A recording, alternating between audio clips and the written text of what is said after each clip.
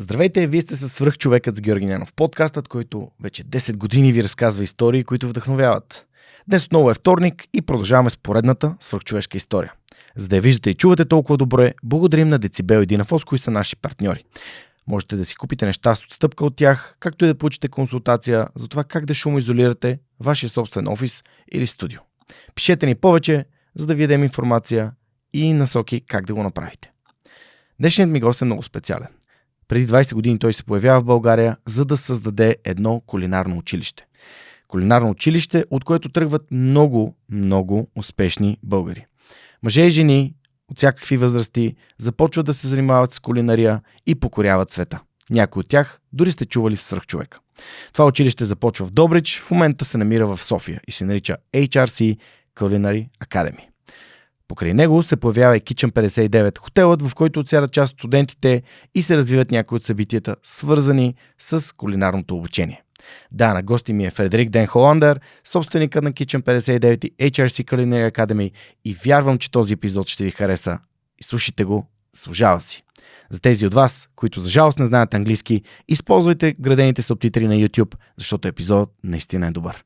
Приятно слушане. Frederick, thank you for accepting my invitation and joining the Superhuman podcast here today with me. Thank you very much for hosting us also at episode 500. This anniversary that we had next to the HRC Academy at Kitchen 59 Hotel. Right. It was amazing. Happy to be here, Georgi. Look forward to our talk. Yeah, me too, because there have been so many things that started in Bulgaria and grew into better and more successful projects, and I'll be very happy to hear how you managed to pick Bulgaria in the first place, because we as Bulgarians very often hear that people won't come to Bulgaria, we're not capable enough, like all this negativism spreading around. But people like you, like Adrien, like Xavier, like most of the people that have had on my podcast that are foreigners, have selected Bulgaria for a reason, and hopefully at the end of the conversation, Bulgarians will be like, I've never thought of Bulgaria that way. Right. So thank you very much for making this business here sustainable, successful, and producing superhumans as well. Right. Like I'm going to put Pavel's name here from Lefebvre. Павел Павлов, създателя на бомбони Lefebvre. Ако не сте ги пробвали, пробвайте ги. So just to go back in English, the eating like juice, the amazing. Pavel's doing a great job. And did you know that this year is actually my 20th year that I'm in Bulgaria? Really? So I should consider throwing a little party at the kitchen at our hotel sometime this year. It was 2006 when I entered Bulgaria for the first time. Wow. Excited to do a business, to do a project here in your country. And Pavel was actually one of my first students when we opened HRC Culinary Academy, our culinary school, here in Bulgaria. Yeah, I've heard this story, and I cannot wait to hear more about successful Bulgarians that have learned a lot through the HRC Academy back in Dobrich, but now, of course, in Sofia. We've had amazing four ladies, chefs, that have been part and working closely with HRC, which I'm very happy that they're also being able to show what they can, like give added value, like Maria through food photography, I've heard, and who else was hosting some kind of class? I'm probably going to mess something up, but Angie telling us about her experience through the academy, and this paved her way towards London and Paris, etc. Right. Yeah, it's great to follow the stories of our graduates. It's an amazing journey that many of them have had, and the longer you do this, the more stories you collect, right? So that's just like the Superhuman podcast. Exactly. Yes. But as mentioned, it's been 20 years, and before the period that I started in Bulgaria, I was running two companies which I founded myself straight out of university. One was called HRC International, hence the name HRC Culinary Academy. It sort of came from there. And then there was another European US company that I founded with my business partner. Those were running well, and at some point we were serving hotel clients in America with international talent. So think about, any person you would meet in a hotel that works there, could be at reception, people at the restaurant, sommeliers, and also chefs that came from all over the world to train and help the U.S. hotel teams. And basically, at some point, the need and the request for foreign chefs was getting so hard and so immense that we couldn't find enough trained cooks and chefs to please our clients. Again, these are big hotels in America. So at some point, we had the wild idea to say, you know what? Let's start our own culinary school. That's basically what grew the idea and the birth of HRC Academy. What are you doing right now? What's the current state of your businesses, the things that are important to you? You live in Italy. So just share with our audience a bit about what's happening in your life at the moment, because then we're going to go back and see what kind of steps did you take and what did you learn from the successful and not so successful decisions that you've made. Sure. So everyone that's listening will be like, okay, this is a very inspiring thing, because usually they just, this is the easiest way for them to walk in our shoes. Right. Sure. So there's been a number of businesses that I established in my professional career. As mentioned, straight out of university, there were two important businesses that basically were the center of my business activities. We've had those for 30 years, roughly, almost 30 years. And those were sold last year. So that was a big step. And that also changed a little bit about what my activities look like and my daily life looks like today. That has changed quite a bit after selling those two businesses. They roughly had close to 100 staff members. Wow. So there was a lot of things happening throughout the work week, so to say, which basically fell away after the sale.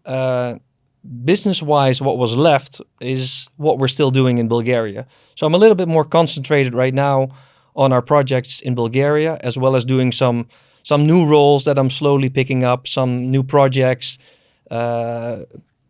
basically as a mentor, as an investor, trying to, again, look at some startups around Europe, so to say. But I've also taken the time to go a little bit slower. So basically to slow down the train a little bit and work on personal development. Did some exciting vacations, adventures, you could almost call them, with some very close friends and my business partner, which have been amazing, a lot of fun to do. So stepping back a little bit, slowing down a little bit this last year was also an interesting new phase in my life. Yes, my kids would almost call it, now dad's retired, which isn't really the case, but they try to sort of make fun of me, right? So that's how life is, how family life is. Yeah. How kids are. Yeah, exactly. That's great. It's amazing that you focused here on Bulgaria and what the kitchen and the HRC Culinary Academy are doing. But before we dig deeper into what is currently happening, we've had small discussions with some of the ladies that have been on the podcast in the last months, especially the girl chefs, Girls for Chefs. Thank you, MasterCard, for helping us with this. Let's go back to your own education, your decisions towards high school education, then towards university.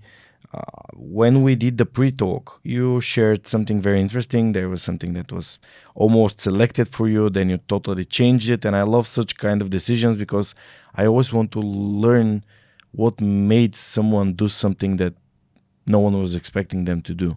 Right. So let's go back to your own upbringing, your own youth, and tell us a bit more about your education and career path. Right. As mentioned, I grew up in Holland. Lovely time as a child, and then at 17, moved to the US. Spent a year there. Became quite fond of the US culture and also of how they do business and how they interact. Sports mentality, the competitiveness, as a youngster, I really enjoyed. But how did you end up at 17 there? Is it a gap year or something? It was a gap year after high school, yes. So you finish high school. This is something that in Western Europe is happening a lot. You finish high school, then you spend a year abroad, right? Correct, yes. And some do it an exchange year while they're doing high school. I think that's also quite common, and I see that here in Bulgaria that happens quite a bit. I decided to do that right after high school, as I thought at 17 to go to university is a bit young. I didn't also really know what to do yet. So it also gave me a little bit time to think. And it was also kind of a fun year. Played a lot of sports. I'm a big tennis fan, at least at that age. I was playing a lot of competitive tennis. And I also toyed with the idea to possibly do well in tennis and get a scholarship and study at a US university. That was one of the ideas that I played with in my mind. Spent the year in the US, loved it, had a great year. Ultimately got some scholarship options, but decided to go back to Europe. Again, didn't really know what to study. Some people know right away when they're 18, this is what I want to do with my life. I wasn't one of those.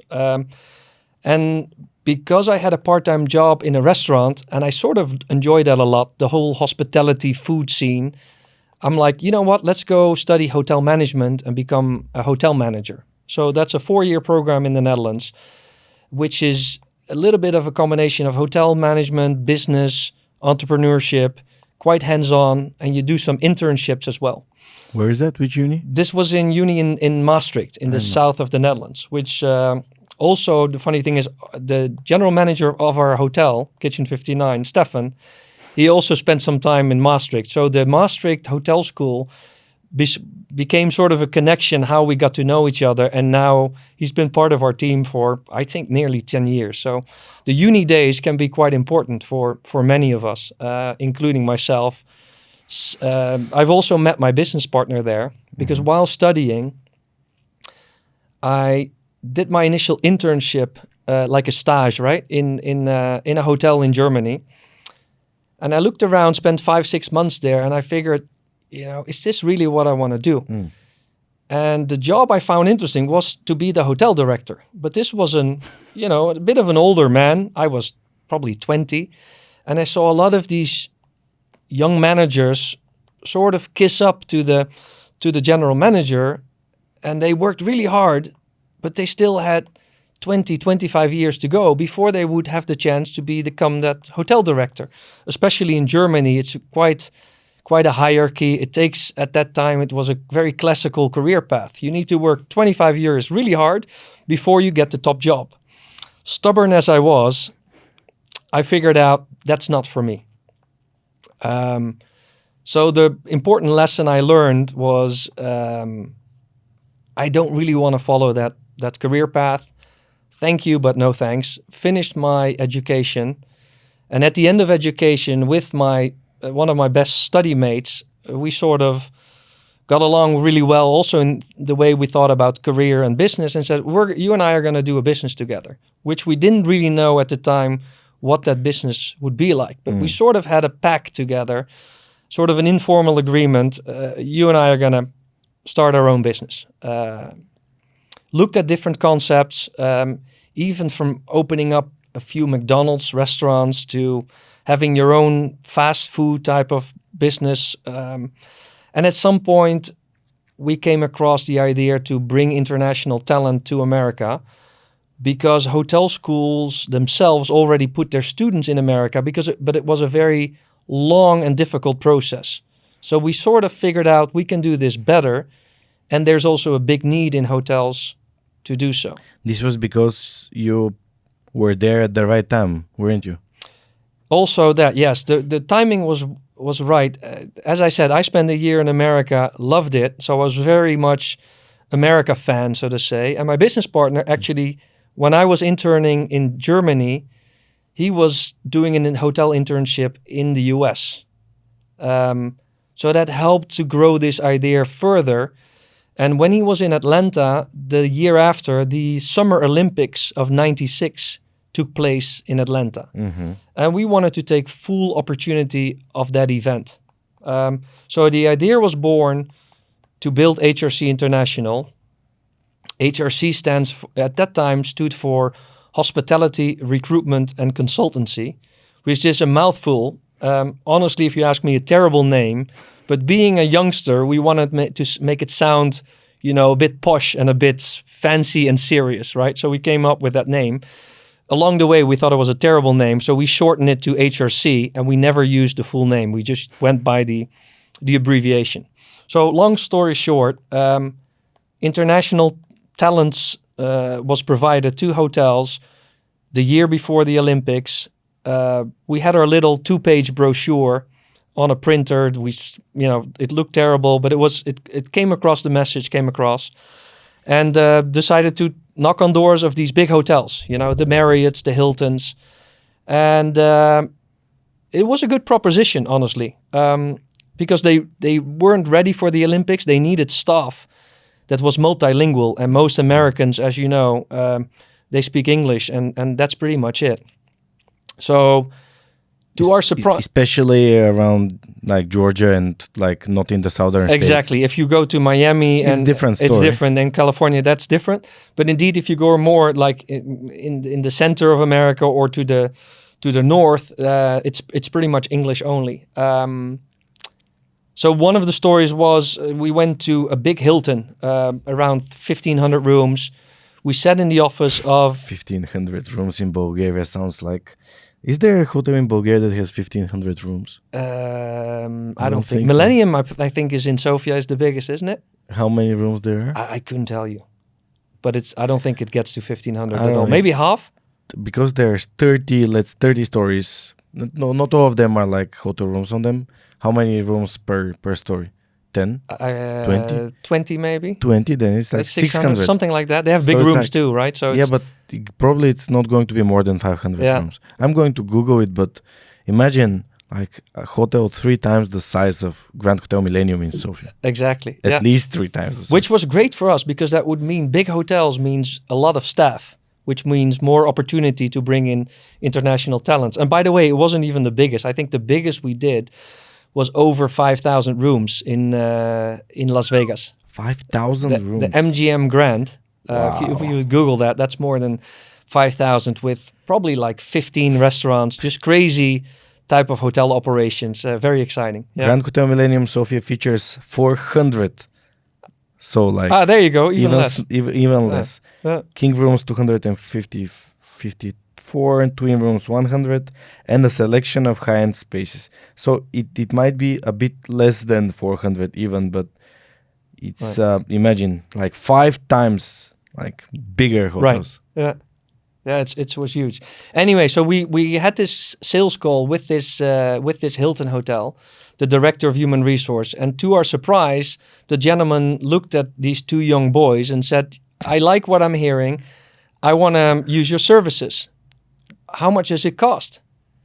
And that was the one thing we forgot to think about. So we lined it all out, but we could not answer that question, which obviously was a big, junior error, so to say. So we told the gentleman, we'll get back to you really soon on the price quote, but we thank you for your confidence. So that was the start of HRC International.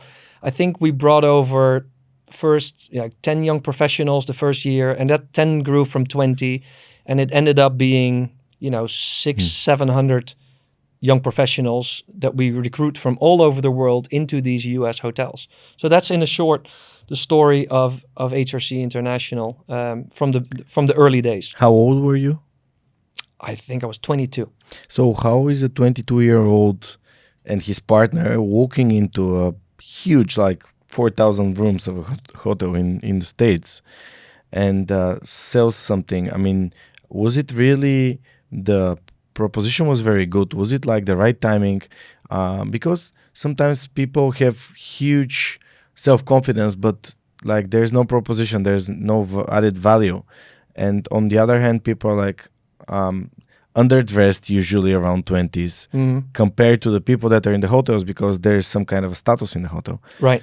And what are your most keys that made this deal work? Well, Georgi, I think it's a combination of confidence, being a little naive at 22, but I think the biggest thing was the drive to succeed. We really believed that we had a proposition and a service that these hotels needed. So we believed we had something to add. And then you don't really think at the time that you have perhaps a disadvantage in terms of age or anything else. The one thing you do want to take very seriously is that, can we deliver what we promised, right? And we truly believed in that. So when we came back we had 3 offers, 3 orders basically when we did that sales trip. So coming back to Europe, where we started our little office from our student room, basically we had to fulfill the needs for these 3 hotels that believed in us.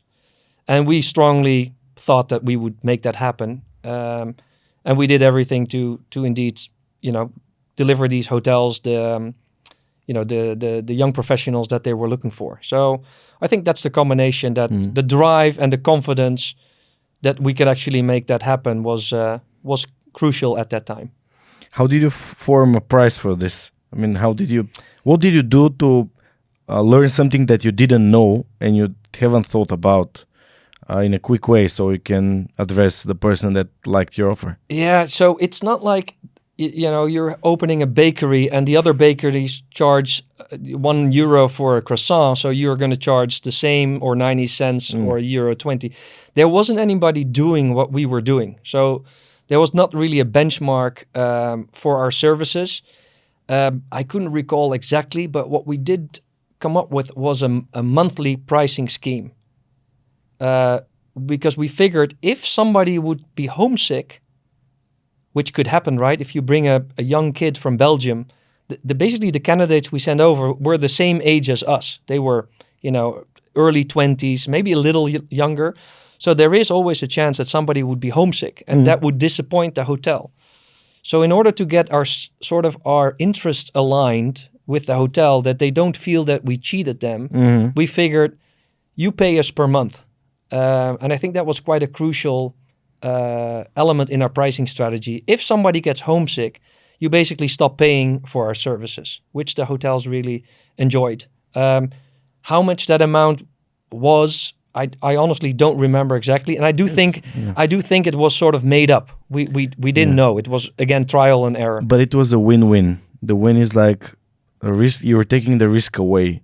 So if someone decides to go home, the hotel is not paying, and you realize that this might, I don't know what the word in English is when people are leaving the company more often than the turnover of people of your staff, exactly. Staff, yeah, which is in hotels a big thing around the world, right? If there's a saying that basically if you would make a penny more in the hotel across the street, many people would swap hotels. So for a lot of hotels, loyalty is a very precious thing and a very important thing. So we wanted to make sure that the staff we send over would actually stay at that property as good as possible and as long as possible, because our aim was that these hotel clients would stay our clients for many years. So this Hilton hotel that I talked about in Atlanta with the 13 or 1,500 rooms has been a client ever since, until we sold the company last year. Wow. And it still is a client, which is really amazing. That's not for all hotels, but this particular hotel has always been a client, which I'm very proud of, which is a very cool thing.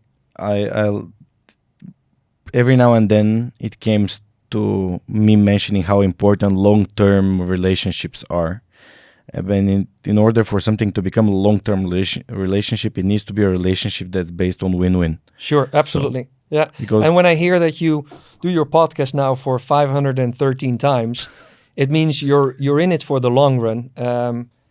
And one of the business lessons that I learned over the years is that if you're in for the long run, and if you want to be best in class, I think that's also really important. That usually pays off at the end, and that turns into a sustainable and a successful business. So the long-term relationship is indeed very, very important.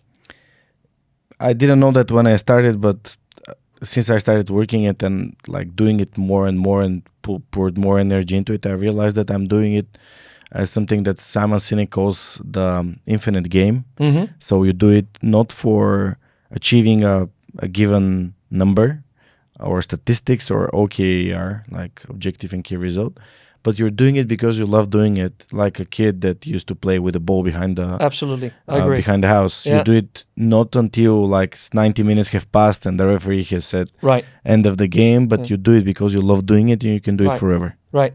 Well, I think with all of the business that I've started, and some have failed terribly, I must admit, but there was never an end game. So when I now look at investor cases and I'm being pitched in business cases to invest in, often they talk also about the end game. You know, the exit. How are you going to make your money? At some point, you're going to sell the company.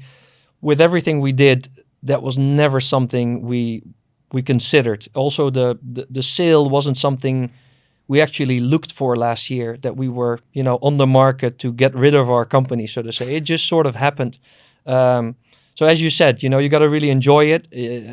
Every day you try to make the company better, or whether it's our culinary school or our hotel. Every day should be a day where you have an opportunity to make the business slightly better than the day before. And if that happens, and if that's in everyone's mindset, then I think you're on the right track. Yeah, totally agree with you on that.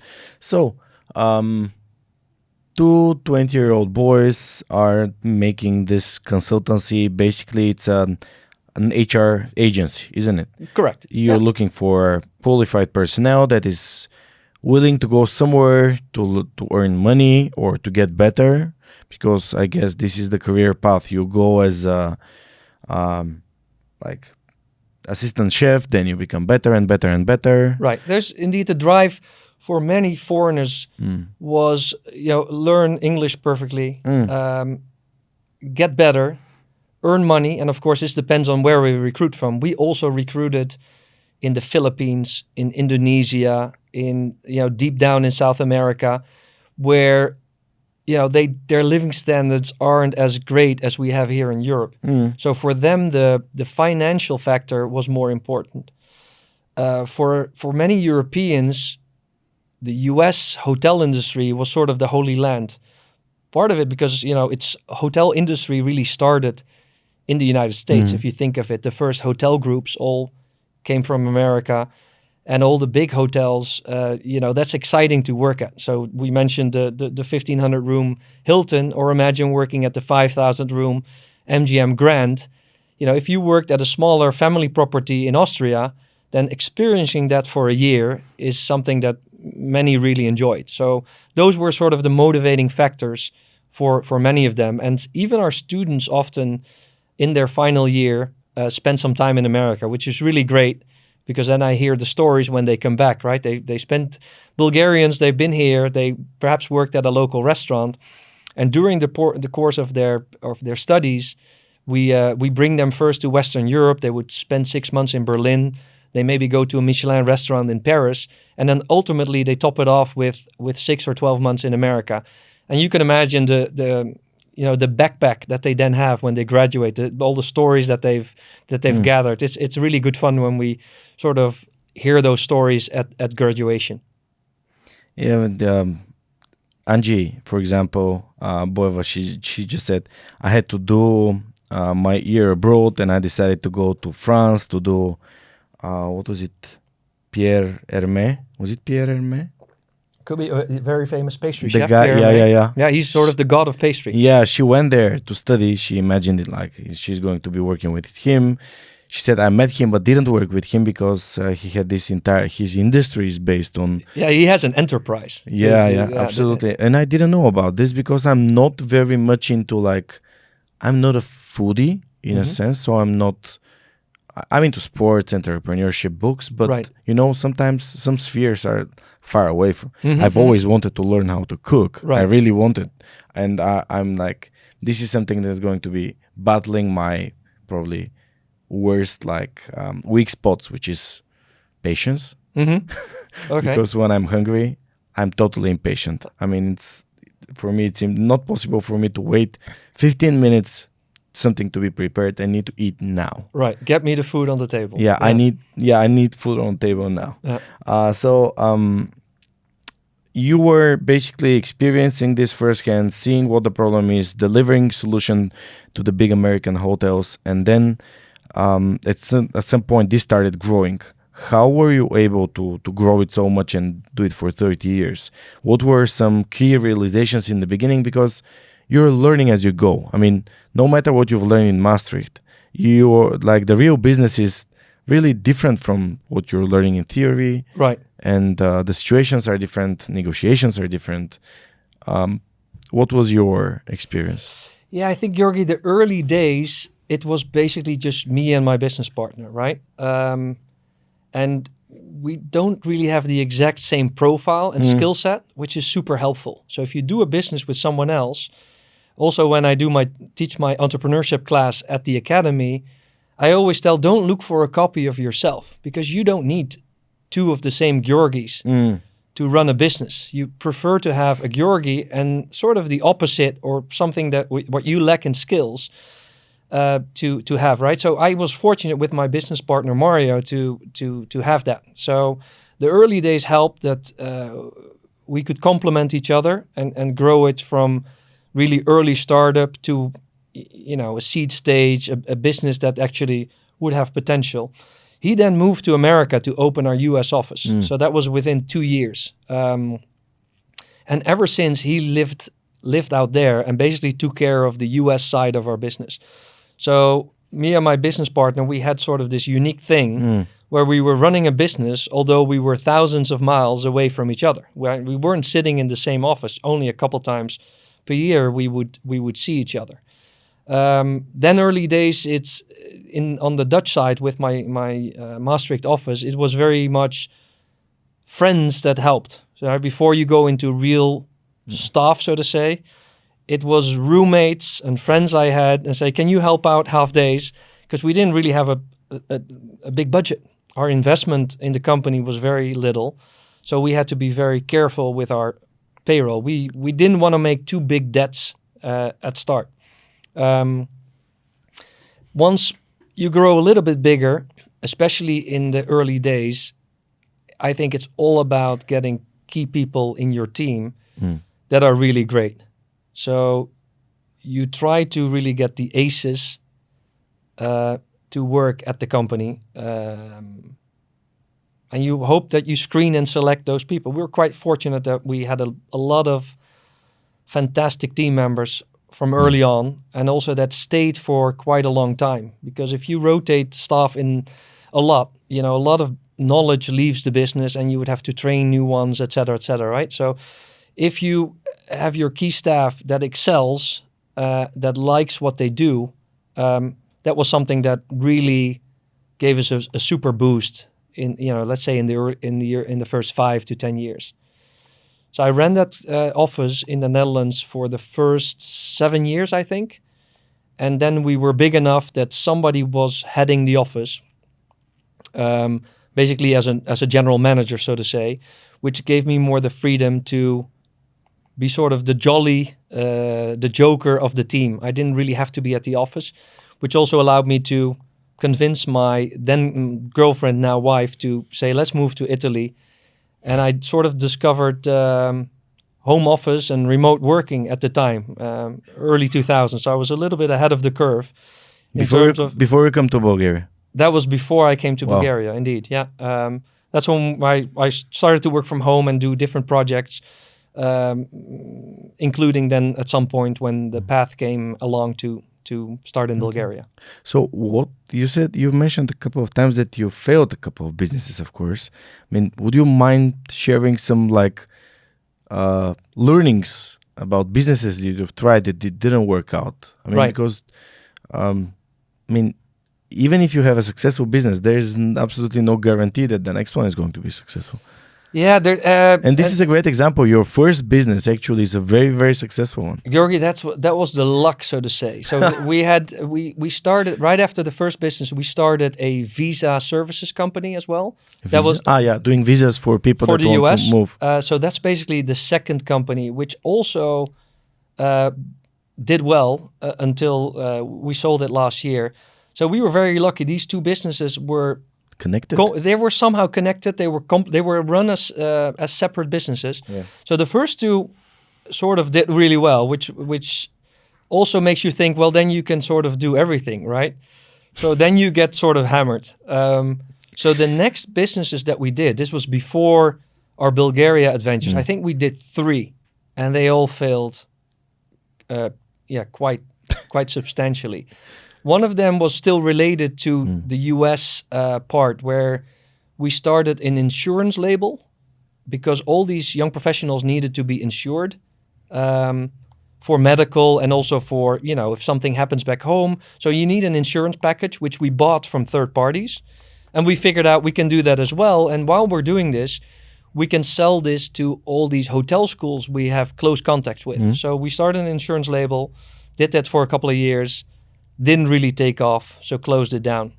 Good thing is it was not capital intensive, so it didn't really hurt that much. But I could consider that probably in the category failure, if you will. It's easier for services because you don't put capital into expensive things that you need to sell, resell. Whatever. Which is, if you think of the restaurant business and also here in Sofia, you would see that. Restaurant business is, for example, very tough because it's capital intensive. You need to refurbish the place. You need a nice kitchen. And honestly... Salaries, but the percentage of restaurants that fail is actually quite high. So it's not an easy business. And for our graduates, I always encourage them, go do your own thing, but do it really well, prepare it really well, because I hate you to lose a lot of money and get into debt. That's not a fun thing to experience. So insurance business was a failure. Then we opened a hospitality job site, a website for jobs in hotels, sort of like, what's a good example here? Jobs.bg. Jobs.bg. Now, specialized that for hotel business. Like Dev.bg has their own job board for IT. Exactly. But this one is for hospitality. This was for hospitality. There was a German fellow that had the biggest job site for hotels in the German-speaking zone. So Germany, Austria. DACH region. The DACH region, exactly. And he was number one there, had a big successful job site. So I approached him. I said, you know what? I have this business partner in India.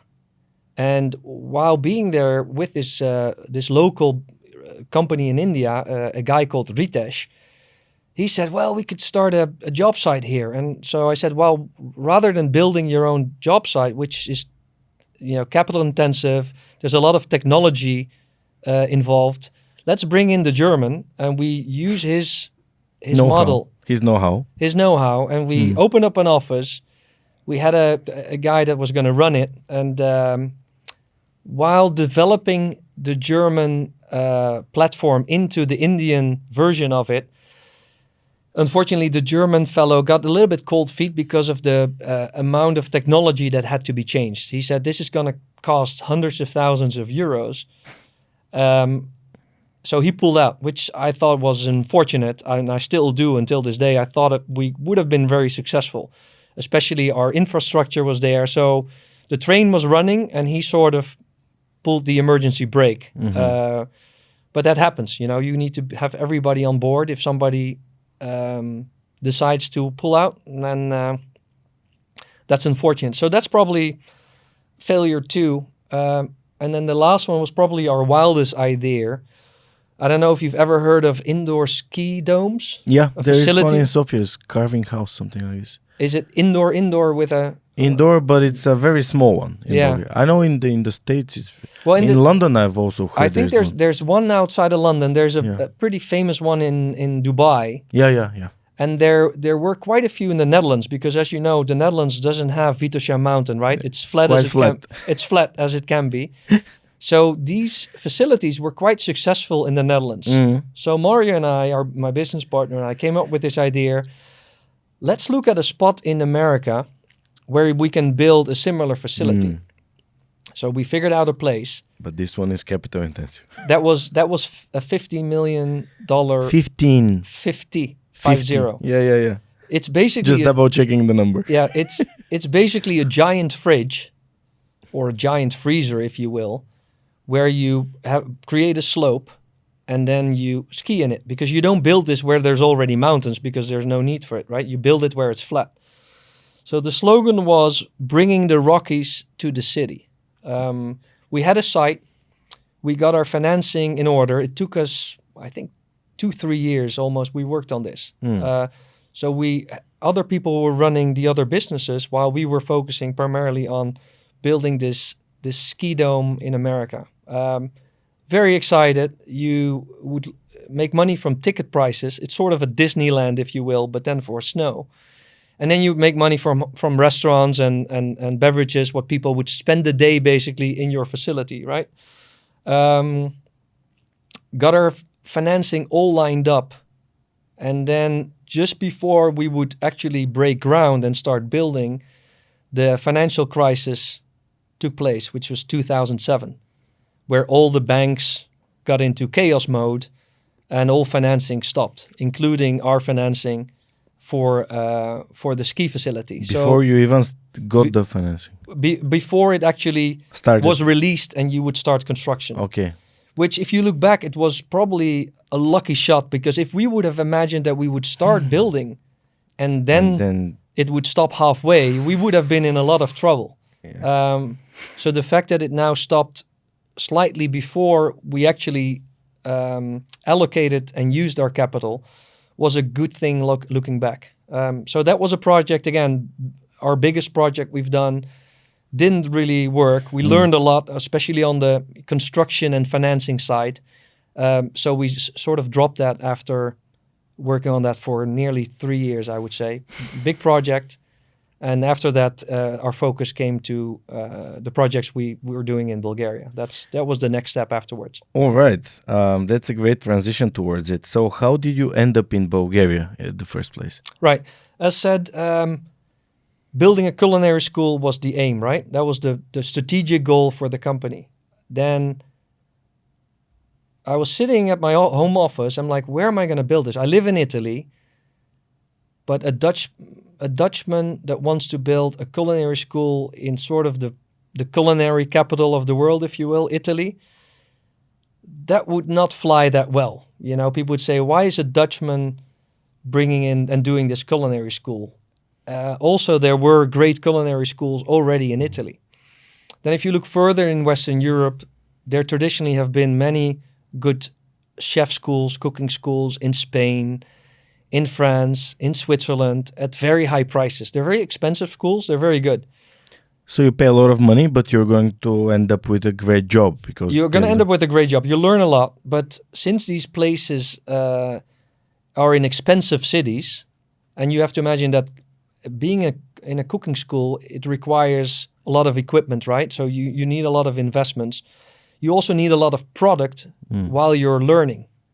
So if you learn to be an accountant, you don't really need anything, right? But if you want to be a great chef, you need to have, salmon and chicken and beef and sugar and on a daily basis, because you need to play with that and learn. And that's a cost for the school, right? So that's why culinary schools typically are quite expensive. So when seeing all those schools in Western Europe, I figured there's not really a space for me to do this. We need to go to a more, a more underdeveloped place when it comes to culinary education. So you can then go very far away, but that would mean I would have to fly every time to China or to Argentina to check up on how things are going. So to go that far wasn't also really a consideration. So Eastern Europe became my target. It became, that's a place where there's no culinary education yet. It's not too far from home. So let's look at that region.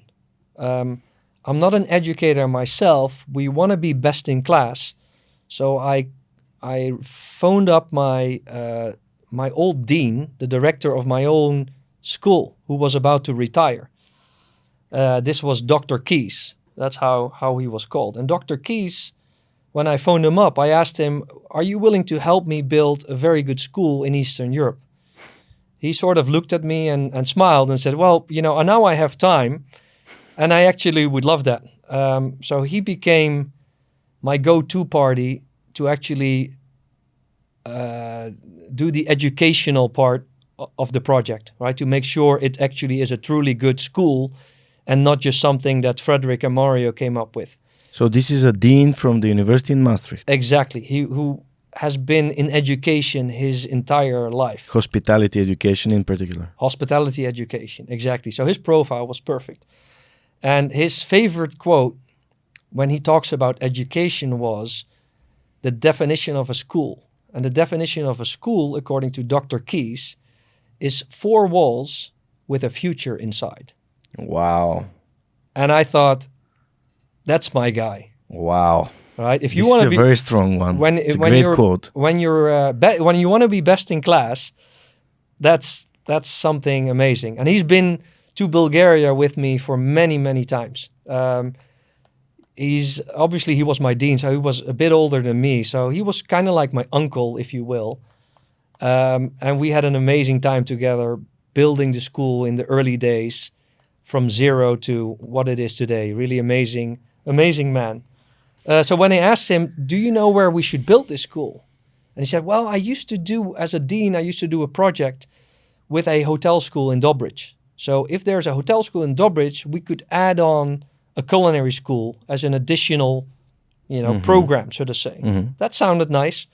So that's how I ended up in Dobrich, where we built the first HRC Culinary Academy. My random guess would be that doing it in Dobrich, it's because of Zlatni Piaseci and Albena, which are used to be very well-known resorts for foreigners. Absolutely. That helped a lot. That's, I think, also what was the drive for the local person to build the hotel school itself. Mm-hmm. Mm-hmm. So we built it there. This is 2006 when we started building. We opened early 2008. So how do you build? Do you build a facility, or you're finding a way for you to put a school in a building or something like this? Well, there was an old building. It basically were really 4 walls in this particular case. So we had to design a school inside, this concrete building. It was basically rough construction that was there. And then you have to think about, you need a class where you can actually show it, sort of like a theater, an auditorium. So you need an auditorium where the chef can cook and the students watch. And then at some point you need kitchens where the students transition from watching to actually doing, right? It's a hands-on job. You need to practice.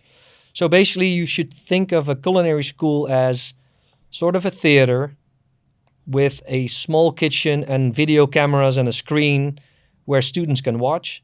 And then you need different labs, preferably a bit bigger than your home kitchen, because students need space.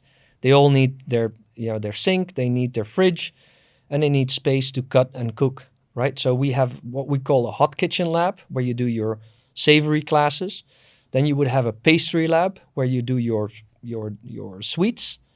Then you would have a chocolate lab where you would work with chocolate, which of course Pavel, he was our first student. That's where he really figured out that's his career path. His calling. That's his calling. And then you would have, cleaning areas, prep kitchens. So you need a lot of different kitchens where students can learn. So we built all of those kitchens at the Dobrich facility. But you also do it for waiters, for barmen, don't you? Not really. We tried that at some point at the Sofia facility, but there wasn't really a lot of traction, to be honest. It wasn't really for waiters. It was more for restaurant managers and food and beverage managers. So we ran that program for some time, but the traction was quite limited. It was, I think, hard for people to grasp that if you want to be a food and beverage manager overseeing restaurants or multiple restaurants, why should I do a 2-year education for this? This was a question that many people asked, and it was a bit hard to to convince. So it's very hard to educate people on something. I mean, we've had this conversation with Lubo Noku from Harmonica, and he said we were educating the market for 10 to 15 years for people to start buying bio like yogurt or bio eggs or all these things, and you were trying to do the same thing. And even for culinary, Georgi, in the beginning, we opened the school. Our first batch was 7 students. 7? And we thought we would get like 20 or 30. Wow. And Pavel was, I think, one of those first 7. Second batch was not much bigger. And then I asked the local team, I said, well, why isn't this taken off? We put a lot of money in it. We did get some help from Brussels, by the way. But why isn't it taken off? And I remember a quote from somebody from the team and said, well... We're in Dobrich. One of it was Dobrich, what didn't really help in terms of location. And the other quote was from parents that would not allow their kids to go to our culinary school because cooking was sort of the same as cleaning or housekeeping or being a dishwasher. So no way my son is going to be a cook. And that scared me in the beginning. Like, oh wow, you know, if the reputation of being a chef in a nice restaurant is that poor or that negative, how are we ever going to be successful, right? So long story short, from the Dobrich days, very, very challenging time. We had a little bit of a disagreement with my local partner in terms of how to run the school in the long term. Do we really want to be best in class, which was very important for me, quality long term, we talked about that earlier, and decided to move the school to Sofia. Just before that, we did have help from the media in terms of the host Slavi from the Slavi show. Yeah. He went into politics. I didn't know that. I think he had a very important late night show, and he knocked on the door of our school at one day. I didn't know him, and he wanted to create the first culinary TV show. He was doing some kind of a live... He did the first... Now you have all these cooking shows on TV, right? Yeah, MasterChef, Hell's exactly. Kitchen. Now before all of that, okay, he had a program called Lord of the Chefs. Really? It was on BTV. And Slavi approached me and said, I want to do that at your facility. Wow. And then people told me, well, this is a guy that everybody watches on TV. So let's do this deal. So I basically allowed him during the summer months when the school was not working. He transformed it into a cooking show, in a cooking, basically a TV studio, if you will. Yeah.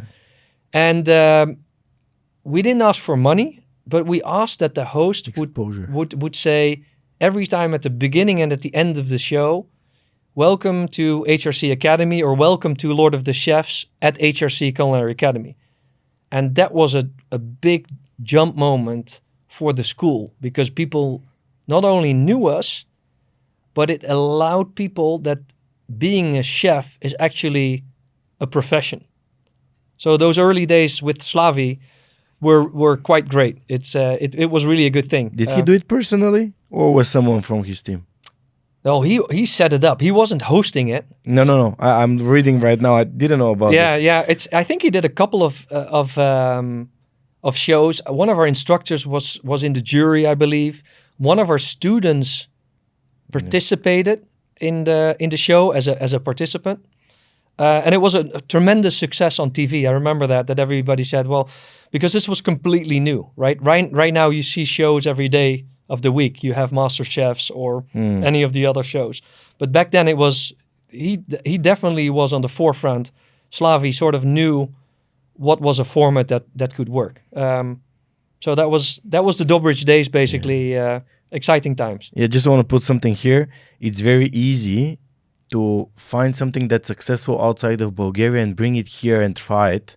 But of course, taking into account the cultural differences like you spotted from when you were saying about the chefs being weighted against waiters, cleaners, all these things, like these things that you do at home and for low amount of money. I totally get it, because back in these days, I was just growing up, coming out of high school in 2005. Right.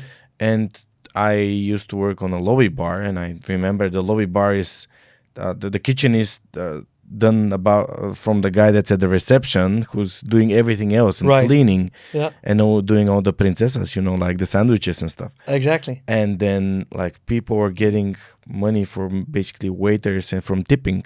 Right. I mean, I've never heard about chefs getting really the attention that they're getting nowadays, because of this media culture brought the attention that people can be creating art and real value, like all these TV shows did. And I'm reading for the people that won it, people that took like place in the jury. Chef Radi Stambulov, Boris Petrov, and Vail Petkov. I've never heard of these guys, but yeah. Well, Radi is a good friend, and he's on the board. Also, Pavel is on the board of our culinary school to basically ensure that we continue to provide great education. So also Radi Stambulov is in. I think he's definitely into pastry as well.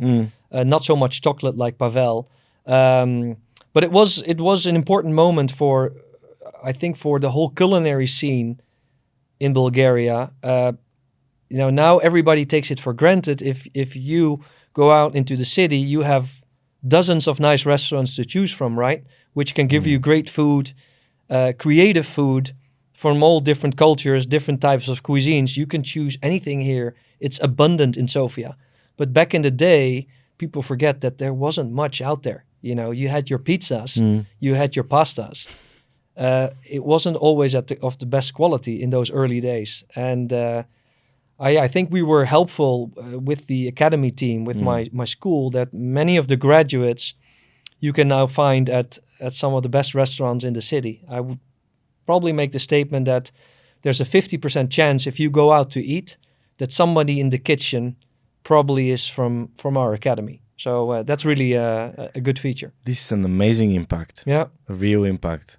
I mean, we were discussing this in the conversation that we had before recording, the pre-call, the pre-meetup that I usually do for people to be a bit more comfortable with what am I going to ask about and what are we trying to achieve with this conversation. Sure. It's just an authentic sharing of a story, but it's always amazing and very inspiring to me when I hear about people doing things that have such an impact like your academy. Right, yeah. Which is amazing. I'm pretty sure that a lot of people don't know about it, never heard about it, but most of the people that are listening that are currently living in Bulgaria have been to restaurants that have been inspired or done by people that went through the academy. Yeah, well, I mean, if somebody in your audience is a foodie, most of our programs are really academic and long-term, so they're meant for people that choose to become a chef in their life. But there's also, especially recently, our team came up with shorter courses, which basically last for the weekend or even in the evening. So sort of hobby courses, if you will, for foodies. And they've turned out to be very successful. So people in Sofia, they just want to learn about, maybe they want to learn about Japanese cuisine. Maybe they want to learn about bakery and how to make breads. And they sign up and it's a lot of fun. It's not academic, but it's there to teach some folks that basically watch YouTube or they read about it, to just give them a more hands-on practice for a week or two. So the foodie classes are great fun. So if everybody don't know us yet, then I would invite them, come check it out, work with our chefs for a couple of days. There's a teenage boot camp for teenagers in the summer, which is very successful. So teenagers come for a week. Parents still work, so it's a great way to sort of drop your kid off, and then they play around in the kitchen in a safe way. A lot of fun and a great alternative as well for the youngsters. I'm going to ask you, how did all these different side gigs came to life around the academy? Because the main thing was producing great chefs. Correct. That work abroad. Like mostly are working abroad. Yeah, I mean, initially... Because when you send them for 1 year away, they usually leave good impression. People got invited back to the places that they've worked at. Yeah, sometimes that's a concern that people locally have about, well, you're doing this... Export. You're doing this export, or you would say that's a brain drain, right? Yeah. I think the facts speak for itself that many of our graduates are here in Bulgaria. We not only teach Bulgarians, we also teach foreigners, but many of the Bulgarians come home. One simple reason is, yes, we send them to America, but Mr. Trump and his predecessors, they don't allow people to stay more than a year. Yeah, because of the visas. Because of visas, right? So all our guys, they do return from America. And honestly, many people want to stay close to family, right? It's just how we are as humans. So many of them return back home. So I think we mostly educate in the long run for the Bulgarian market when it comes to Bulgarians, and many are still here. Yes, we have graduate stories where people open up their restaurants abroad. I think we have a Bulgarian fellow who recently became very successful and was awarded a Michelin star in Switzerland, which we're extremely proud of. But we're also very proud of, there's a couple, I think both are graduates, that opened up a catering company here in Sofia. So they do event catering. They love what they do. They're their own boss, which of course for me as an entrepreneur, I love that sort of stories. And they're doing fantastic. And sometimes they teach part-time at our school. So there's many, many stories, both abroad as well as locally in Bulgaria. So it's definitely not only for the foreign markets. But there's something that really reminded me about something that I wanted to ask. You said it's not only Bulgarians that are studying with us and getting better in cooking with us, but also foreigners that come to Bulgaria to do that. Why would people come to Bulgaria to learn how to cook? Yeah, it's when I remember Dr. Keys, right? My old dean. So when we laid this out in a business plan, so to say, so how are we going to do this? From the first moment, we said this is going to be an international academy of culinary arts.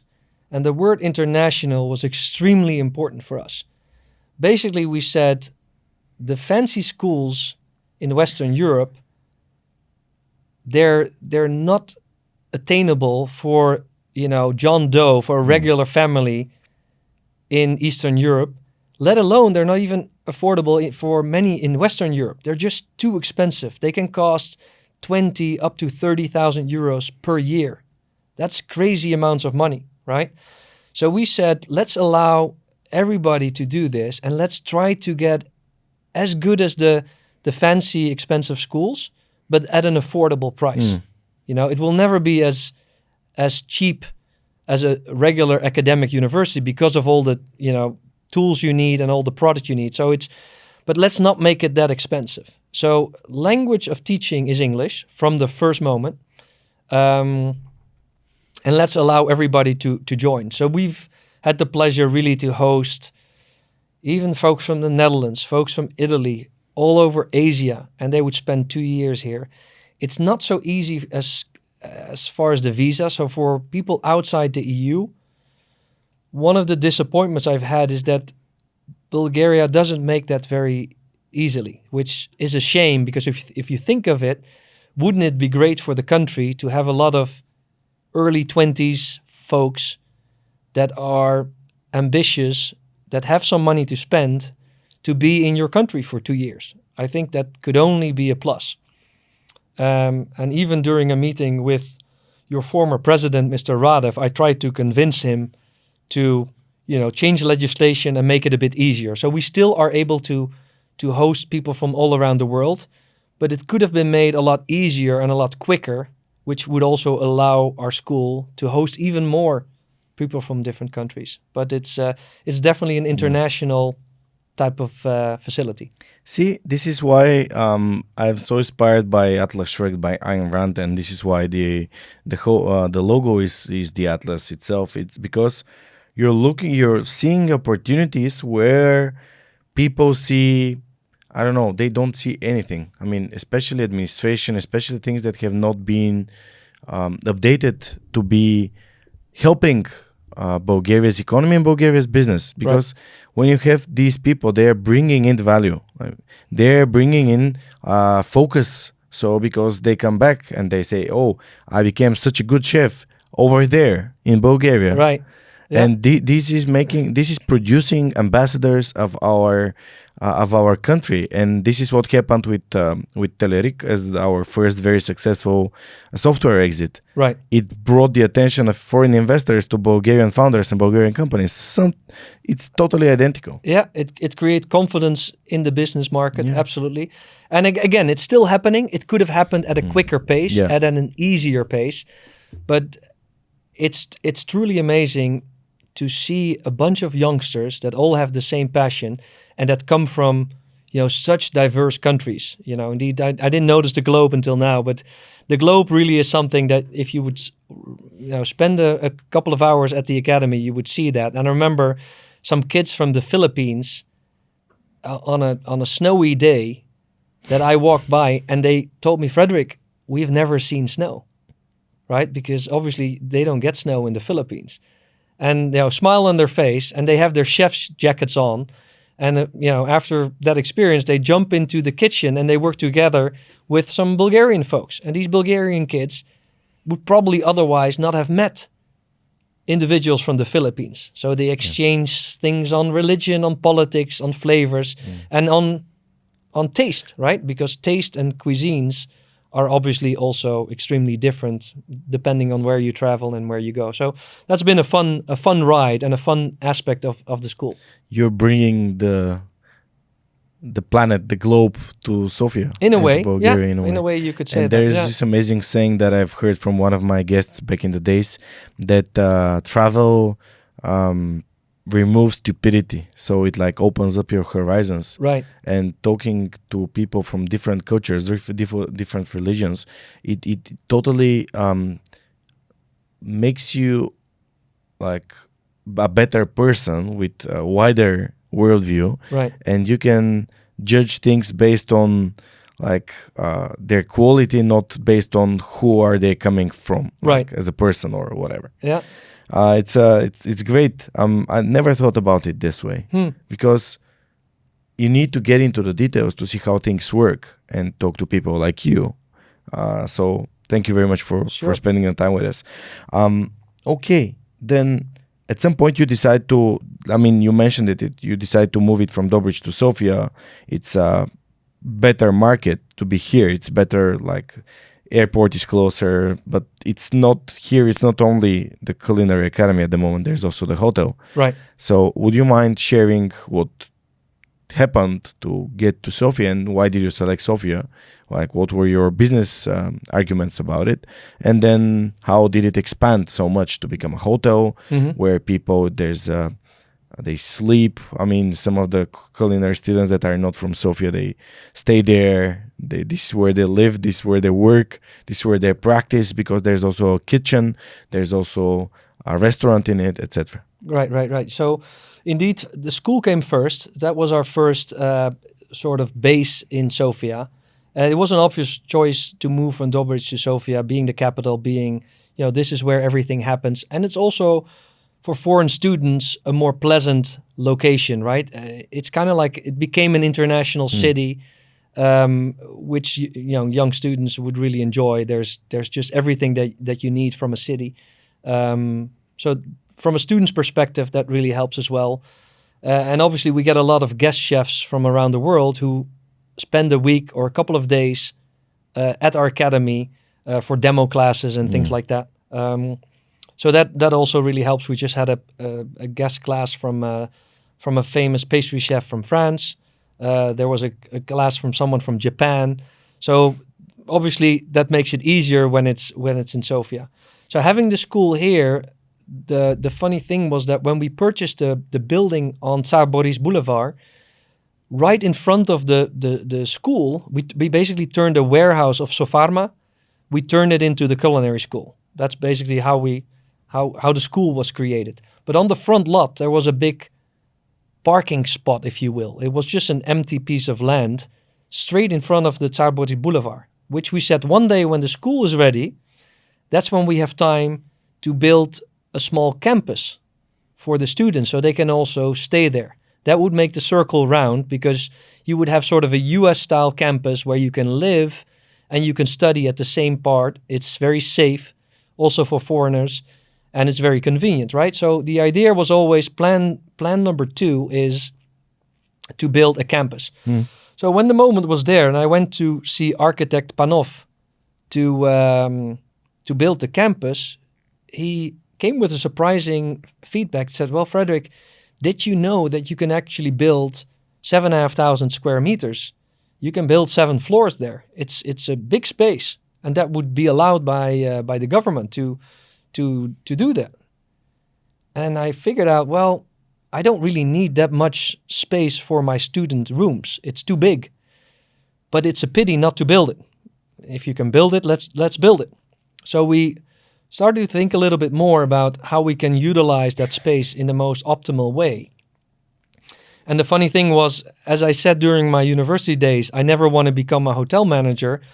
All of a sudden, I was thinking about actually building a hotel because of the amount of rooms we could do. So we thought about a more boutique-style, mixed-use building where students and regular hotel guests can come together in a relaxed environment, right? There's no need to be in a jacket and a tie. Let's not take each other too seriously, but let's make sure we have fun in a positive vibe. And not all your hotels, to be quite frank, are the most inviting spaces in Bulgaria, right? And it comes with your history, but there's a lot of, a little bit of dark wood, if you will, not the most inviting spaces. It's changing now, but there are still a lot of hotels that aren't the most pleasant, positive space. So we wanted to help a little bit in changing that, to make something bright, to make a beautiful facade on Tsar Boris Boulevard. So for those of you on your audience, the building with the nice facade with all the lights at night and the big Hollywood sign of Kitchen 59, that's where we are. We're very proud of the building that the architect created for us. And as you mentioned, it's a mix of students and hotel rooms. So it's in a way a traditional hotel that has 80 rooms. And on the first couple of floors, that's really where our students live. It has a beautiful restaurant called Talents, where students practice with our chefs. And we don't actually say it's a student restaurant. So for our guests, it's just like any other gastronomic restaurant. And we like to keep it that way because it makes it harder for us, right? You don't want to say it's a student restaurant because it would sound almost like an apology.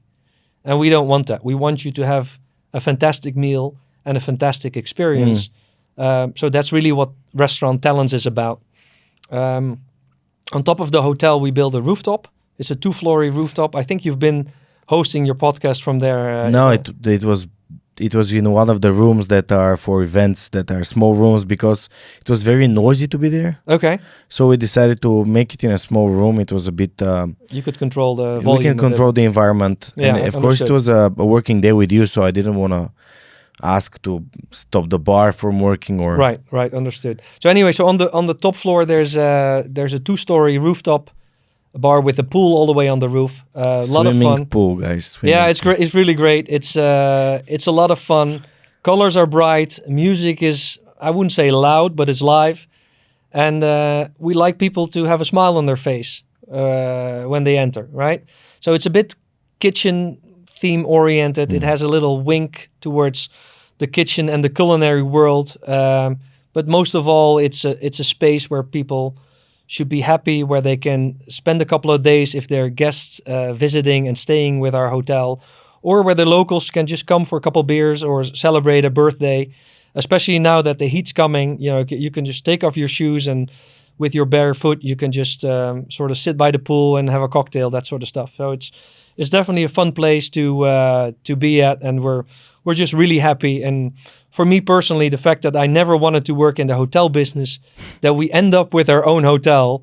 If you would have asked me that 15 years ago, I would say no, I'll never do that. And here we are with Kitchen 59. Yeah.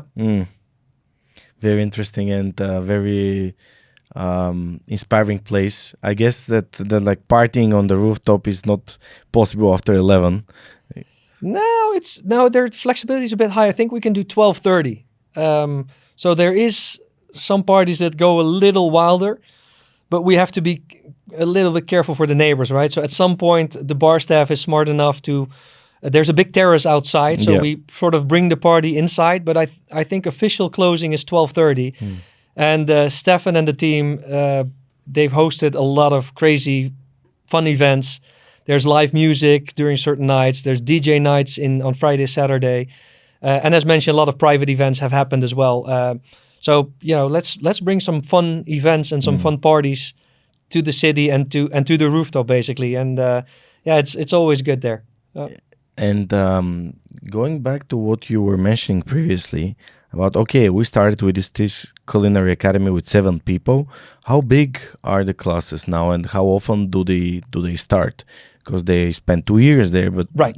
So the new groups start every 6 months. So basically, there's an intake in September and in March, and that would count for our academic programs, right? And more, there's shorter programs, both professional short programs as well as basically foodies programs for hobby cooks, if you will.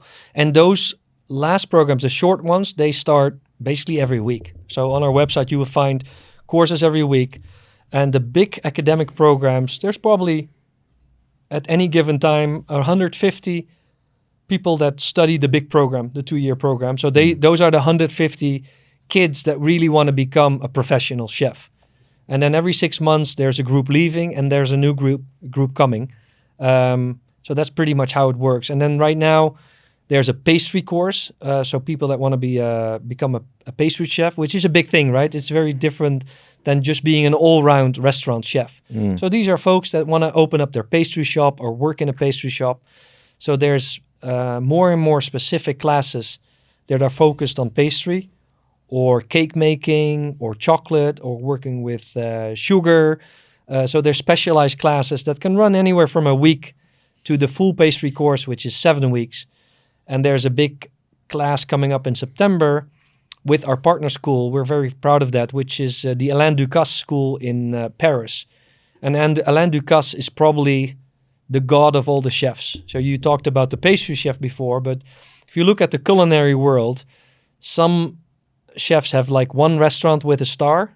And I think Mr. Ducasse, he may have, I forgot, you can look it up on the iPad, but he may have 10 restaurants or 20 restaurants with a star. So I think he's one of the most celebrated and awarded Michelin chefs in the world. And he's been doing that for a long time. So his school is very prestigious. And some of his chefs will come and teach in Sofia in September. So that's another great milestone for the HRC Academy team. His own restaurant holds 3 stars. Wow. Yeah, there are a lot of stars here. Yeah, it's like you said with the Pierre Hermé guy, he runs an enterprise. So these guys, they have multiple restaurants, all with 1, 2, or 3 stars. Yeah. And he oversees them all, but he doesn't actually cook. He designs the menus, and he helps his head chefs to be successful and to cook the way he wants to be. It's really they're like multinationals these days in the culinary world. Absolutely. Wow. Yeah. There are 16 Michelin stars on his restaurants. Right. Like 2 restaurants with 3 Michelin stars, 2 with 2, and then there are like 6, 9 with 1 star. It's like crazy. Yeah, can you imagine that? That's wild. In Bulgaria, we still don't have a Michelin star. I don't think we have. There's I believe many of the chefs and also our graduates would love for that to happen, because it's like the Olympics medal in the culinary world, right? But the market needs to be big enough in order for Michelin to enter the market. So I'm not aware of the latest developments, but the more that the culinary scene would grow, the more that would become, a potential for Michelin to get awarded the stars. But there is a great alternative that's already taking place in Bulgaria, and that is an association of the young European restaurants. Mm-hmm. And these are chefs under 40 that have their own restaurants. And it's a very prestigious association. And the last 2 years, they've entered also Bulgaria. So you now have 3 or 4 restaurants in the city that have this JRE accolade. Mm-hmm. It's an award. And the academy is sort of the local head office for this association because we are so tied up with all the chefs and so close to all the restaurants. So we're sort of the local branch for this association. It's another recognition for restaurants, a bit similar to the Michelin. Yeah, I've been to Unica. I see that Unica is one of them. Right. Yeah. And we've been there. Ona by Philip Zakhariev, I've always wanted to have him on the podcast, but I guess it will be a proper time that he's going to come. Sure. And there are a lot of other chefs that probably have a lot of things to share, like you said, stories, because I guess that all chefs have amazing stories with them. All chefs have amazing stories. That is one thing that goes for chefs. But you never became a chef yourself. No, I'm never. This is not your strength. I love to cook at home. So although my wife is from Italy, you would imagine then the Italian wife would always cook. But if I'm at home, I'm usually the one in the kitchen. I'm as impatient as you are. But when it comes to cooking and to prepare a meal where it would take me hours to prep, I have that patience only for that. So I do like cooking a lot, but I'm not by far as good as our instructors. So I'm never allowed in the kitchen when it comes to the school itself. Yeah, I don't do that. All right. Yeah, we have our own strengths and weaknesses. Exactly. So you got to know your place, right? Absolutely. Absolutely. Yeah. Okay. So you said all these small courses like regional food, etc., like teenagers. This is part of the business model. It's like how to utilize what I already have. Like, for example, for us is our studio, and how to make it bigger, how to make it create value for people that want to learn different things and don't want to spend 2 years in learning, but would like to spend a week or a couple of weeks to learn new things, to learn new skills. That sometimes learning new skills is something that allows us to feel that we're getting better in our life, we're getting happier, right? We're improving ourselves. This is one of my key values, right? Getting better. Yeah, absolutely. I completely agree with you, Georgi. And it's a little bit also getting out of your comfort zone, right? So imagine that you're a foodie and you love to cook for dinner parties at home. You have your routine, you have your recipes, you know your own kitchen.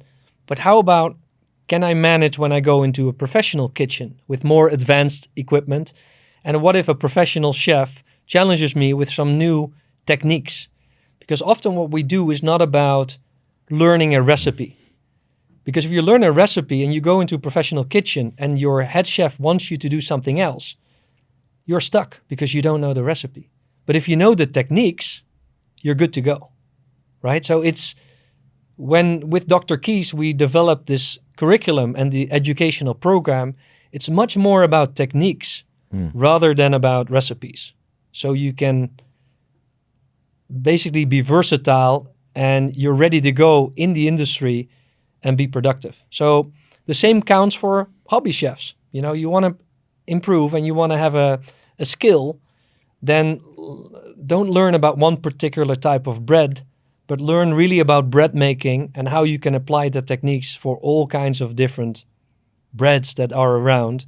And that's really when you do a bread making class with Chef Victor, that's what he will teach you from all the years he's been doing that. So that's really what you would get if you would, spend a week and at our short courses and take on the challenge. Great. It's on my bucket list. I need to learn how to cook properly. So technique sounds good because I always love to know what am I doing and why am I doing this? So why does it work? Okay. What are the principles behind it? I'll share the class list after the podcast, and then you can choose one. We'll make sure that you go.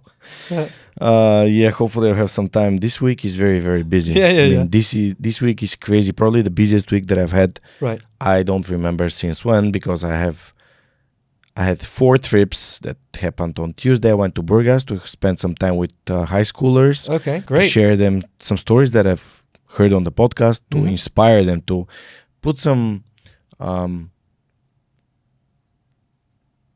spark in their own willingness to fight for their own dreams. Right. Like some courage. And then on Wednesday, I'm part of the Lido Bulgaria program about, they're doing this CSR initiative where they open up in October a program where when you go to Lido, when you buy something, they add 5 stotinki. Now it's probably going to be something around 2 to 3 euro cents per purchase. So you go there, you buy whatever you buy. They add 5 stotinki to this stash that at the end of the pre-period is around 200 to 230,000 euro, and they split this between around 40 projects.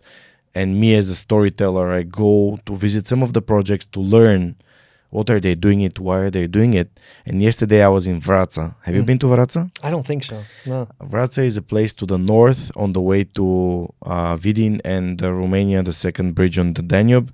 And it's a very picturesque place because there are these marble, like limestone rocks that are protecting the city from the west, and it's called Vratsata, and they're like mountains. The Ledenik cave is there, and we went there with a project that's done by one of the educational facilities there. It's called Читалище.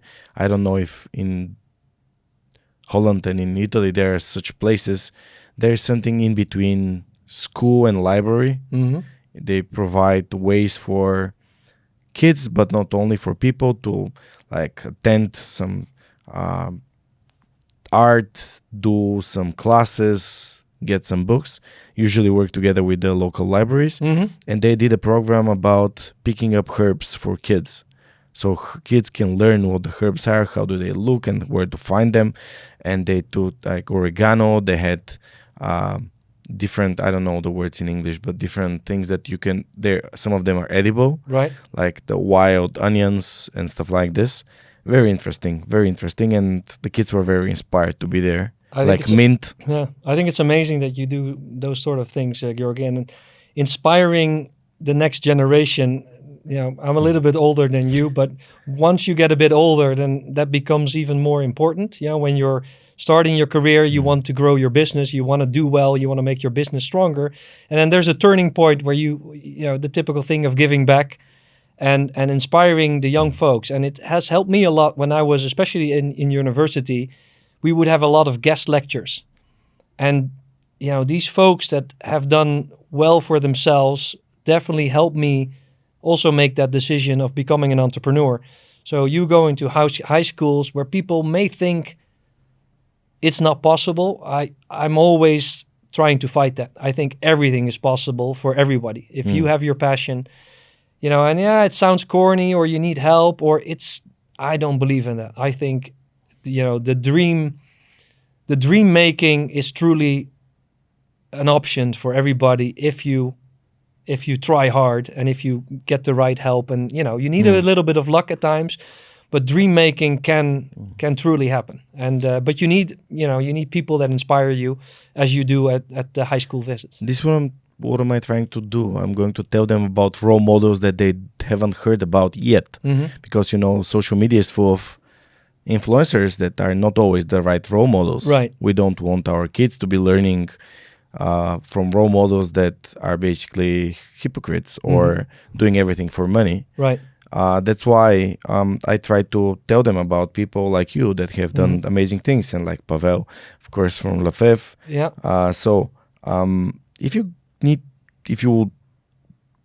were to go back to your university days or high school years at the end of the education that you had, is this the only thing that you're going to share? A couple of advice would be great to share, like. For me, in an instance, I say, okay, you need to know who you are. What are your strengths? What are your weaknesses? And focusing on your strengths, then you need to put yourself in a good environment of people, right. Like your partner, like you're looking in the same direction, helping each other, like supporting each other, because sometimes all you need is someone to put his arm on your shoulder and saying, you're doing great. If you need me, I'll be right over here helping you. So like such simple things that sometimes you don't know, but it's going to be easier if you know that, nothing is impossible, because you carry it in yourself, this ability to achieve whatever you want. Yeah, almost. Sure, absolutely. And what helped me a lot is basically the resilience.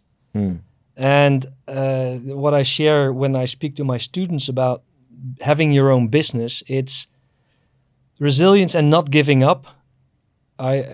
Because it's hard.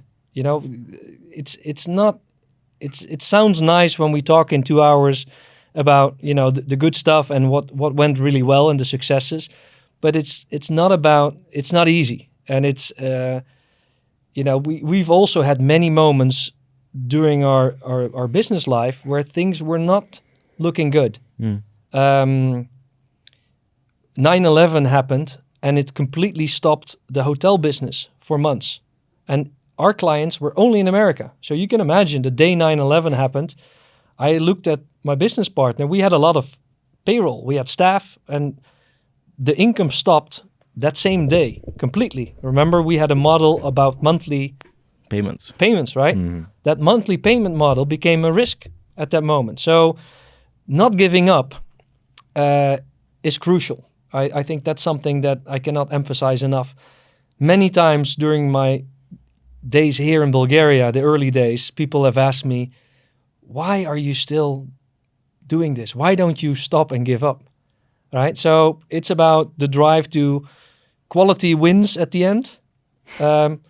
What I truly believe in. So if you don't give up and you keep your quality standards high, it's going to pay off ultimately.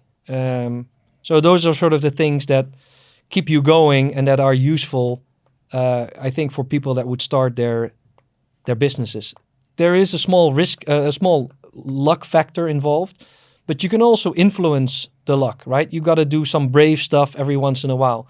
When you need help or when you need financing, sometimes go look for people that you think, these people won't allow me 5 minutes of their time. I would always try to find a way of getting their attention. So you got to be a little bit thinking out of the box and not be too modest. I think that helps. Make sure your story is real and that you add value to the person that would listen to you, but then don't be too modest. You said that in the beginning people were like asking you why wouldn't you quit. So the business in Bulgaria was not successful in the beginning. No, absolutely. In terms of the academy, it wasn't successful, and we had to fund the school from our other businesses. And again, as I mentioned, it was 2008. Again, it was a sort of a crisis time in America because of the financial crisis. So when your other businesses are doing great, it's easy to keep funding the school. But when your other businesses are not great, then it's quite tempting to say, well, we got to close the school because there's no more budget, which would be a pity, right? Because we spend a lot of time in creating the educational programs. It takes 2 years to build the school and all the kitchen labs. How terrible would it be if you would have to close it? So thankfully, we were able to keep it going, but the early years, we didn't have enough money from the academy itself to pay for regular expenses and salaries. So we needed our other businesses to fund the school. So thankfully now we're a healthy business. We can, manage ourselves. But back in the day, it wasn't always easy. Yeah, sometimes everything is a trade-off. I mean, you do things that you believe that's worth doing, and then if it doesn't work out, you say, okay, what did I miss? What did happen that I've never planned about, like 9/11, and like these things happen, and then the Lehman Brothers exactly fail, and this whole credit mess that happened. And of course, I mean, more recently, COVID, you can imagine what happened at COVID was tough for every business, right? But it's tricky when you have so many people on in your team and that responsibility for payroll. That makes it quite worrying. So right, so also COVID was extremely difficult. And I remember I was in Asia just when COVID hit in Asia, and it wasn't known yet in Europe. I think I was in Hong Kong and I was in the Philippines, where the airports are having their first checks. And I'm like, what's happening? And I was thinking, this is just an Asian thing, right? Same thing. I was in Thailand at the end of January 2020. Exactly. So we were doing all these promo things for the school, for the HRC Academy, and working with different local schools and getting the partnerships going. And I'm like, okay. And I couldn't fly from A to B somewhere in Asia because of COVID, and I had to reroute. And coming back home, Italy was among the first who got hit. Mhm. If you remember the days from Bergamo, Yeah. that was just outside Milan. And I came back and the country turned around completely. I was so lucky in 2020 because first we went to Thailand. It was first time for me in Asia, Mhm. so deep in Asia, and we Right. went to Phuket with my wife and my mother-in-law on a yoga camp. But it was more or less like the yoga was in the morning, and then we were like going around. And there at the airport, I remember people arriving from Australia and putting their blindfolds as their masks. I'm like, Huh? are these guys crazy? Uh-huh. And I was like joking all the time because there's a lot of sun. No one came ill Uh-huh. during that time from the group. But on the way back, I mean, there were already people with these infrared thermometers checking temperature. And I Exactly. was like, yeah. okay. And asking Ellie, my mother-in-law, hey, Ellie, would you mind giving me a mask for the flight back? And then we came to Bulgaria, and two of my best friends said, hey, we're going to ski in the Alps, in the Austrian Alps in February. Let's go. And I'm like, okay, let's go. And we arrived there on the 15th and left on the 22nd of February. The day that we arrived back in home, we slept in Serbia, in Novi Sad. On the 23rd of February, we were in Sofia. And on the 23rd of February became the realization that in Ischgl, in Austria, Yeah. a lot of Dutch tourists were there. From It the was partying, yeah. from partying, and Ischgl was very close to where we were. Right.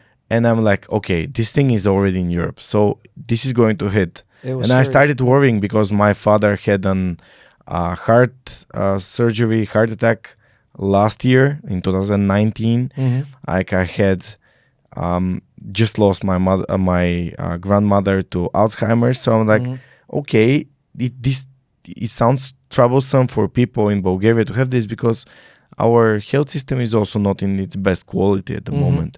People, we are first in heart attacks in Europe. We are first in drinking, smoking, all the worst statistics. Like if this hits, it's going to be nightmare. Yeah. And it hit, and we became the second country in the world per capita for like lost lives. For lost life, wow. It was, for me, it's a problem of education again. Right, right. Well, those days, I remember I was actually here a lot, which is quite surprising. But and the reason was that we were building our hotel at that time. And right into COVID. And the government allowed us to stay open because it was outside. So since construction continued, and there were probably like 80 construction workers on site, and I was overseeing that project myself, right? So how does the bathroom look? What type of tiles do you want? The lighting, everything. So I had to be here. So I got a special permission from the Italian government to keep traveling. So you also have an Italian passport? No, I have Italian ID. I could get an Italian passport, and it's a sort of a discussion at home. And I think about it very practically. It's an Italian passport and a Dutch passport. There's not really a need to have two. And my wife thinks she would jokingly say that you don't take us Italians seriously enough. You don't want to be one of us. Of course, it's not like that. I'm there for 20 years. I love Italy. But, we keep on joking about it. My kids have both passports, Dutch and Italian. But I've never really seen the need for it. But so back to COVID, I got this permission to still travel. And I will never forget that flying all of a sudden became so weird because the airports were empty. And there was only a direct flight from Nice in France, which is close to the Italian border, to Sofia. So I would drive my car to Nice. I would be at this empty airport with just a handful of people, all the shops closed, and I would fly to Sofia in a nearly empty plane with the mask, of course, and all the things. And every time I would spend 4 days here, and then I would go back on Friday. 7 days. I would, and isolation. Then I had to do a check at which all of you guys, of course, have done as well. You need to go to the little medical office. You would wait on the street in line to get your check done before I could fly back home. And I was here every other week. So 1 week Italy, 1 week Bulgaria. And every week I had to do that routine of getting your check done, which was so annoying. It takes so much time, but obviously it was part of regulation. So crazy times. just interesting memories from the COVID days and getting the hotel to get built as quickly as possible because we wanted to open, and we opened just about at the end of COVID. So that was quite an interesting time. Yeah, but this time you got lucky because building during the pandemic was okay, and then you can use the facility as soon as the COVID Exactly. ended. Yeah, timing wasn't bad. I, on the timing side, I've been lucky a couple of times, Georgi. That's great. I must admit. Yeah. There are people that have been on the podcast that say, I'm just born under the lucky star. Right. Which is great to have this belief. It helps you stay positive and stay focused on what's really in your control, not worrying and not being paranoid about what bad is going to happen. Because there are a lot of things that are black swans. I mean, there are things happening that no one expects happening. Absolutely. And I think it's always an interesting discussion, right? How big is the role of luck? Is it pivotal? Is it crucial? Has it defined what you've done in life with your profession or not? So I don't think it's that far, but if somebody would ask, or you would ask my friends, they would definitely say Frederick is the lucky guy, and I wouldn't disagree. Luck is, is a part of it, but you also got to make use of the advantages you get. That's also, part of what you should do. I love it. Yeah. I mean, being a lucky guy is great. Yeah, isn't it? I agree. Yeah, I've also considered myself being lucky, and it's just I don't know. It helps me stay on the positive side because there are so many things that I can be feeling. Oh, I'm born in Bulgaria, not born in wherever, Western country. But it's not like this. It's just you need to appreciate what you have in your life. Otherwise, you'll be unhappy for the rest of your life. Yeah, I think that's very wise. And I'm also lucky with, obviously, when you have businesses in different countries and you're not there yourself, you depend a lot on the manager that run the business, and part of luck is also that I've encountered just fantastic people, both for HRC International. At some point, a good friend of mine joined the team in the Netherlands office, and he worked with us for 15 years. So imagine doing business with two of your best friends. That was just amazing. And on the Bulgarian side, Joanna, who runs our academy, and Stefan, who runs the Hotel Kitchen 59, they've been with us for many years. They're just fantastic people. And partly that's luck, and partly it's I screened the right folks, right? I've also screened the wrong folks in the past. We've had people that were part of the academy that didn't do well. But now that we have really the right folks that have a great skill set and the passion about what we do, sort of share the same values in terms of quality and try to do something exceptionally. It's also part luck, I would say. So it's good fun to be with them. It's part luck because you never know. You're betting on things that you see as green flags, and sometimes they are red flags and you don't see them. And for me, building a team out of nothing and not being that entrepreneurial, I've considered myself more of a captain that's gathering a crew that decides to join, like seeing what the mission is. But then there are things that you learn on the way, and this is going in parallel to my talks with high schoolers because they think I need to know something, or I need to have this degree to get this job. And I cannot stress it enough that being reliable is a skill that you need to have. Right. Being loyal, being direct, being able to communicate what you feel, not holding it back and then spilling it out like when you've had enough. Just have all these things are like quick learner, being able to take risks, being able to handle failures, because you cannot learn if you don't fail, if you don't screw up a couple of times. Right. So these things are important, and the Bulgarian education is basically teaching you how to learn by heart and what the correct answer is. And in life and in business, there are no correct answers. There are like better answers and worse answers, and you need to like work your way to making better answers more often than not. Yeah. Oh, I could not agree more. Yeah. So we all have to work with the not the right people, not that they're bad people, just not the right people for the job. Right. So what are some of the key insights on getting high quality, like superstar people? Yeah, getting the superstars that's really crucial, and that's a good question. Like, how do you get them? It's not so much the resume, and what I remember from screening here in Bulgaria, Bulgarians are super educated. So many have 2 university degrees, or they have a university degree and 2 master degrees. So super in education. What I try to look at very often is really attitude. It's if I need a director or a teacher for a culinary school, it's not that you have to have previous experience as a teacher or as a director. If you want to be the general manager of a hotel, when Stefan took on the job as hotel director, he's never run a hotel before.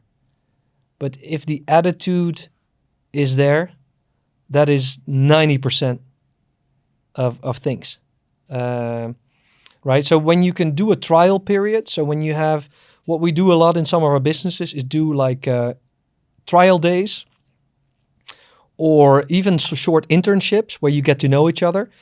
That gives both parties a way to see if, when you dance together, is the dance smooth? Is it working? It's like a test. It's a little test, but it also counts for the person that wants to work at the company, Absolutely. Right? Is this company for me?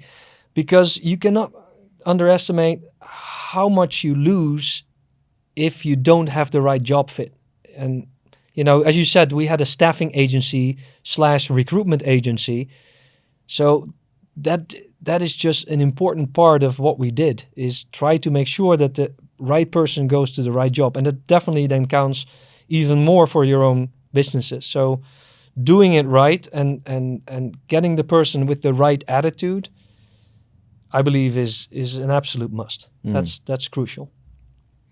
Yeah, I'm totally with you on this. It's always trying to spend some time seeing if the person is the right person and if the job is the right job for you. Sure. Yeah. It's some kind of balance. And sometimes people go for they go for urgency. They would accept a non-superstar. I need that person now, so I'll settle for less. And I think settling for less is not wise. It doesn't help you move forward. I believe so as well. But it also works with this same thing applies for business relationships, and I've had amazing partners here that are helping me a lot. I guess we should start with Vidas, who have prepared some questions for you. Okay. That you need to pull a question out of this box. Right. We select these questions from our Instagram page and also from our website and also from superhuman.vidas.bg, where you can order Vidas and support the foundation, right? The Superhuman with Georgi Neno Foundation, as Vidas are donating part of the profit to us, which is great help. Fantastic. Thank you for supporting us. Can I try one of these drinks? Yes. Which one would you... I don't know. The yellow one is my favorite. It's called White Elderflower and Lemon. Let's do it. And this is my favorite one. It should be a bit cold. So just a bit. It was in my... I'll pour it into one of the glasses that I've had from one of the listeners of the podcast, Mitko from Ambitio Home, and he gifted these amazing glasses to us. It's tasty. Yeah, it's good. Cheers. Here comes the question to you. Open the box. You can pull it out. I hope it's not in Cyrillic. I've done my homework. Okay, good.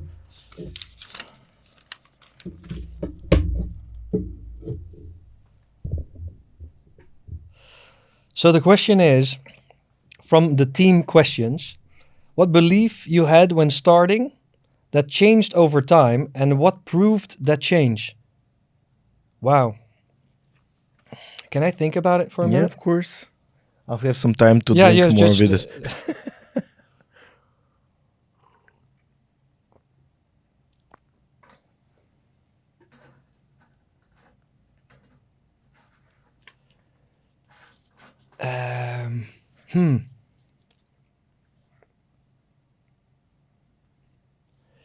I think what did change over time is because of the confidence of the first two businesses that were successful, where we thought anything can work.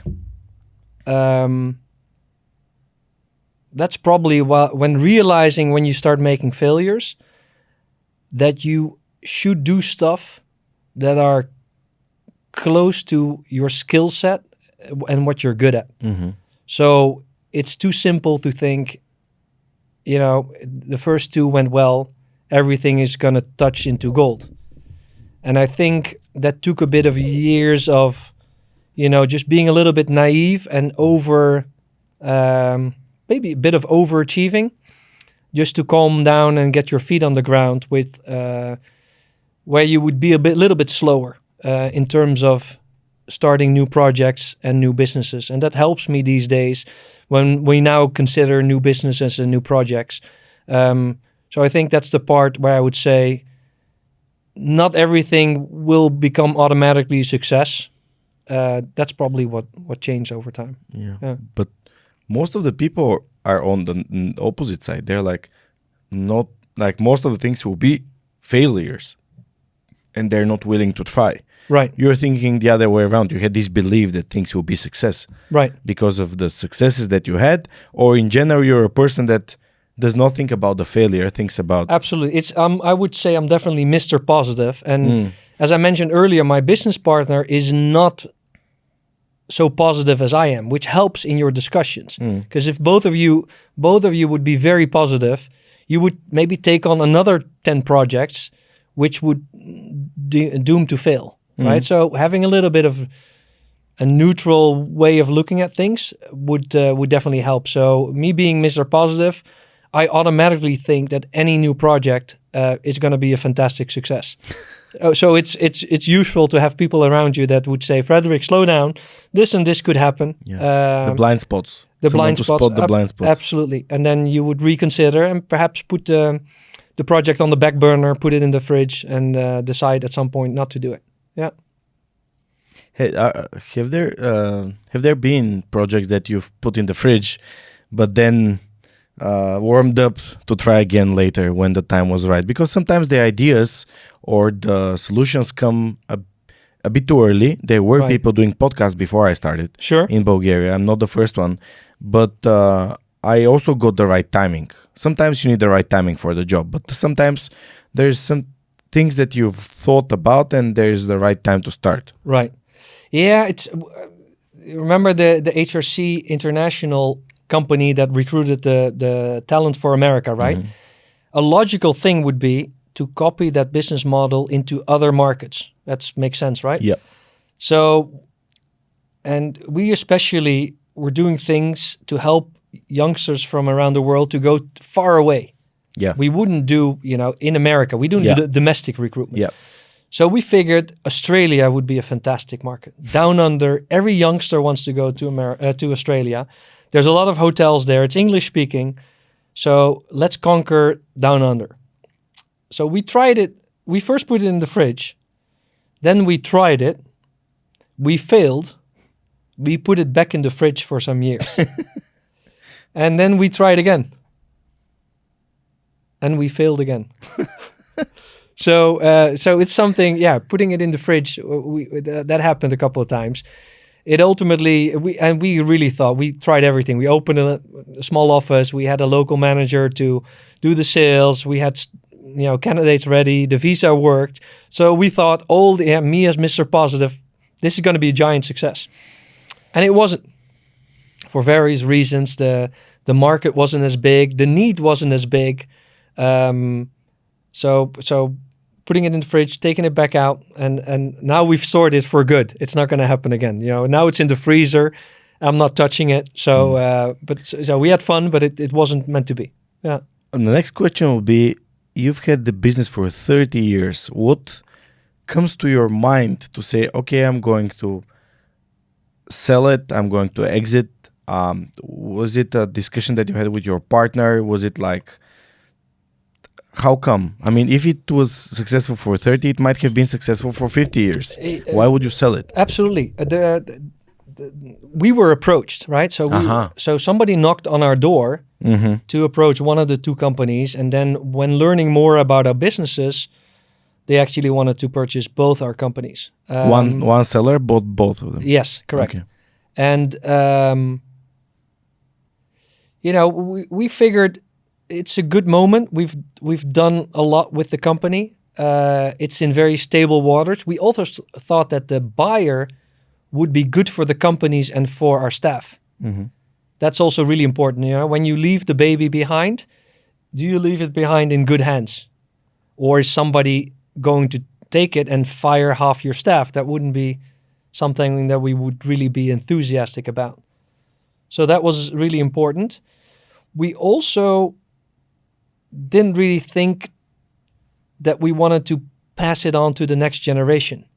I'm not sure what the Bulgarian view on that is, but in Italy, for example, it's very common that businesses pass on to the children.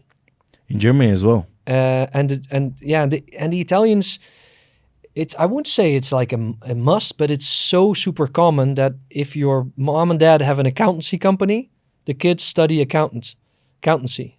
You have a pharmacy. I have a good friend who's a pharmacist.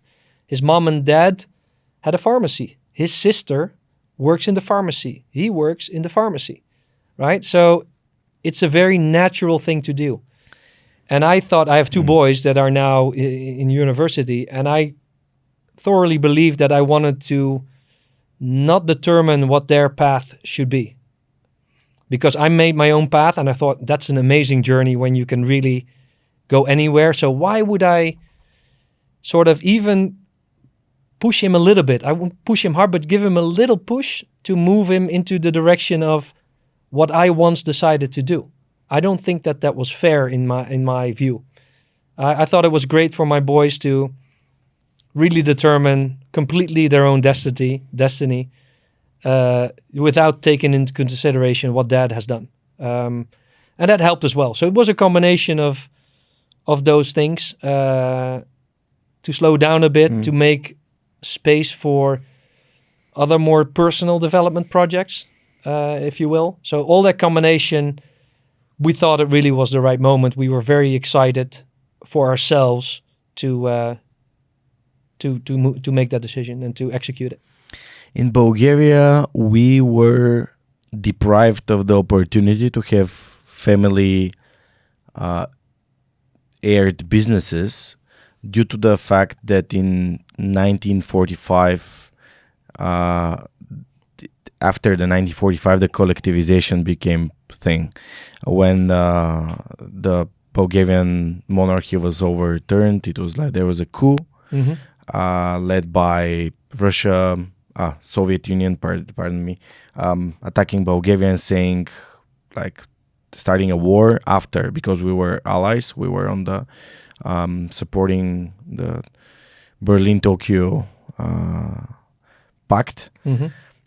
Due to the fact that Tsar Boris made the decision and he was governing the country until 1945, and everything was collectivized, like the land from the people and the businesses, of course. There are a lot of people that were deleted from the history of the country because they were bad entrepreneurs. Right. For example, there's a guy called Pencho Semov. He is the guy who created Gabrovo as a manufacturing place for clothes, for a lot of things, like the first banks, first insurance companies were there. But everything that he owned was collectivized as well. And that's why we don't have like family-owned businesses for 3, 5, 7 generations. Yeah. But I totally get your point as a parent, because, for example, my father is someone in the railway industry in Bulgaria. I didn't want to follow his path because I wanted to have my own path towards my own success and my own life. And totally get it. Yeah. I had this saying when someone was asking me, why won't you go to the university where your father is like governing and he's like teaching there? I'm like, I have a dad at home, thank you. So I wouldn't want to have two dads, and I wouldn't want someone to say he's there because his dad is... Exactly. Yeah. And I'm very grateful for for my own dad, who I'm sure was not excited about me studying hotel management. He comes from the business world, worked for a big US multinational, and definitely said, let's do a business school. Even brought me to like business universities in the Netherlands. So when not accepting that and going for more hospitality education, I'm sure looking back, he was not thrilled, but he never said it. And he let me do my own thing.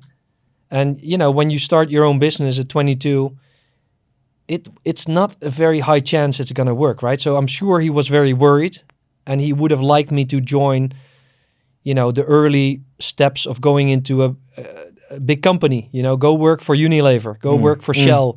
That was his sort of path for me. I didn't follow that, and I'm always very appreciative that he let me do my thing.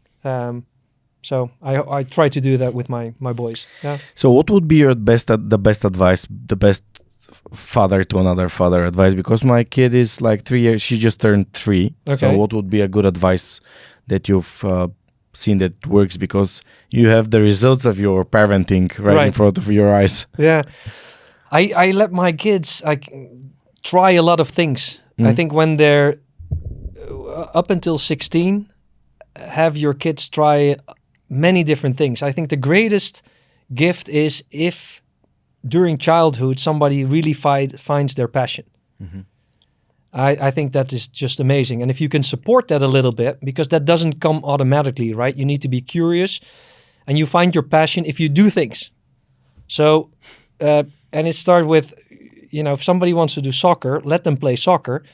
But it's helpful if you say, besides soccer, why don't you also try something else? And what would you like to do?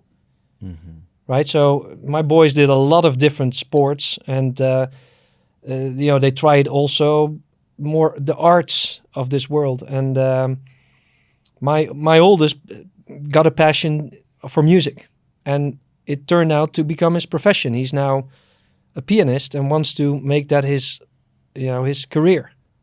And it's not because we forced him to spend 3 hours a day behind a piano. He just happened to like it, and he had great teachers when he was a kid that didn't drill him. So that's just, yeah, it's just fantastic to see that your kids can have a passion at some point. So I let them try a lot of things. And my golden rule was always, if you try it, you got to finish the year, right? So you cannot, my boy did fencing. He didn't like fencing. After 2 weeks, I don't want to go anymore. Well, you finish the season, right? You got to try a little bit harder. Otherwise, it's not that serious. So I would recommend parents to let their kids try a lot of things. That worked for us, at least. It's a great advice, and I totally love it, because especially now in these times when you have your own name, your own brand, that can be a brand in anything that you do. And if you find what you want to do and you're willing to go through the struggles, which would be in piano, would be practicing more. Right. To get better, you need to practice. And I love, because I always wanted to say, to find a way of what's the proper time to stop when you don't like something. And I've never considered this answer, finish the season, so finish the cycle. Finish the cycle, finish the course. Yeah. Because sometimes people want to try stuff, and they just, immediately after trying, they just quit. Okay, but if you start trying a bit harder, then put a period. I had such a period for the podcast. When I started, I was thinking, I'm going to do it. When I started, I'm going to try it. Then I tried it, and I was like, okay, I like it. But before I even start thinking about results, like listenings, audience growth, whatever, partnerships, I'm going to aim at least 1 to 2 years of producing it. Right. Just to get a feel of what it is to keep doing it, because I liked it in the beginning. It's like trying some kind of food or trying to do a sport. You like it from the get-go. Right. But you need to put some like time to be like, okay, I'm going to start looking for ways for it to confirm that it's worth doing it at least in 2 years' time, which is a great opportunity to grow, become better in what you do, and then see, okay, I'm 2 years in, and then I left the company. I left Lufthansa Technik basically year and a half since I started the podcast. Mm-hmm. I totally agree. It's the resilience part, right? To not give up, and it helps if you can throw that into little phases into the kids' life. I think it's a useful thing. Mark Manson, one of my favorite book authors, the subtle art of not giving a Right. Yeah. He's a great guy, and he did an episode of on purpose. He has a podcast called The Resolved, and he ended up saying that purpose is what you find purpose in what you are willing to do while going through the struggle of it, because the struggle is basically what makes people leave, the things that turn people off of any dream. You might want to become a soccer player. If you're not willing to go to train while it's raining, when it's cold, when it's like exhausting and you not feel like training, it's not your thing. Sure. It won't be your purpose. Exactly. Yeah. So if you're willing to do music for 8 hours a day without feeling like you're like sacrificing something to do this. Yeah. And nobody is going to play music for 8 hours if they don't truly love it. You know, it's a little bit the 10,000 hour rule for anything that's with your hands, right? Whether you're a tennis player, whether you're a pianist, or whether you... Even chess. Right? You need the 10,000 hours is really what you need. And nobody can do something for 10,000 hours if you don't really... Love doing it. Love it. Absolutely. Including entrepreneurship. Absolutely. So this is a great advice. Thank you so much. There's another question here from another of our sponsors called SuperHosting.BG. They are our website hosts. They've been supporting us for such a long time. One of the first hosting companies in Bulgaria, very solid, sold to Team Blue back in the days. Had two of the co-founders on the podcast sharing their stories, but they keep supporting me and I love it. We usually talk about the importance of having a website when you're a business. What would be the role of the website of the HRC Culinary Academy from your perspective? Still crucial these days. Doing a little, going back in history, when we opened up 95, that was the year, I'm not sure if it was the same in Bulgaria, that was the year when you had internet and email. So we started our business just when the first email addresses came out. And then our first year, we didn't have a website yet. It didn't exist yet. So I think websites came in 96, something like that. But obviously for all our businesses, websites are extremely important. We're right now, the team told me, changing our website to the latest technology to make sure it's light and that it opens quickly for visitors, because obviously nobody has any patience anymore, right? It's got to open quick right away. It's got to obviously open well on your phone. And I guess the newest thing, which I did a little session yesterday with a company called Sorna, which is doing SEO, but then for LLM models, which is sort of the new thing right now.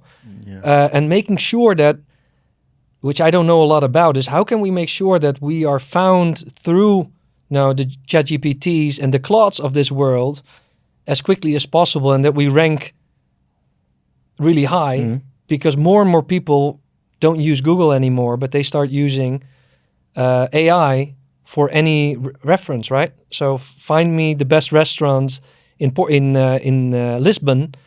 You would now do that through, at least I'm doing that through my AI model and no longer through Google. Yep.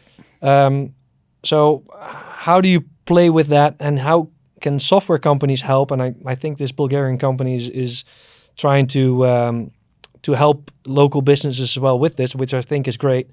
And then obviously would lead that to your website. But your website remains the place to be for anybody that wants to learn more about our courses, be it the short courses that we talked about, or the career programs that last 2 years. So websites remain crucial, important. Yeah. Thank you very much for this. Yeah, it's they keep even though with the ChatGPT needs to take information out of somewhere. Sure. So when you have your website with the information on it, it just ranks you better when you have the information there. But I believe what I've learned, at least yesterday, again, I'm not a techie, is that Web Science needs to be adjusted, and that SEO for AI, or what they now call, I think they call it AEO, if I'm not mistaken. It's just the website setup is slightly different than what it used to be just for Google and getting your rankings there properly done.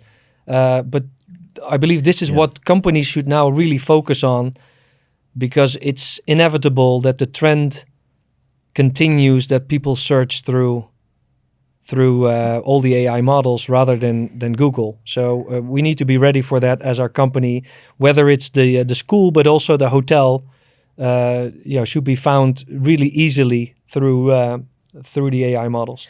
Yeah, my disclaimer here would be, it's still early, so have a pinch of salt on every offer that you get, as the technology itself, it's quite unclear how it works. You see, as the models keep coming, and Mythos, and then what happened with Fable, they returned it from Anthropic, etc. Right. So we are in a state where things are changing.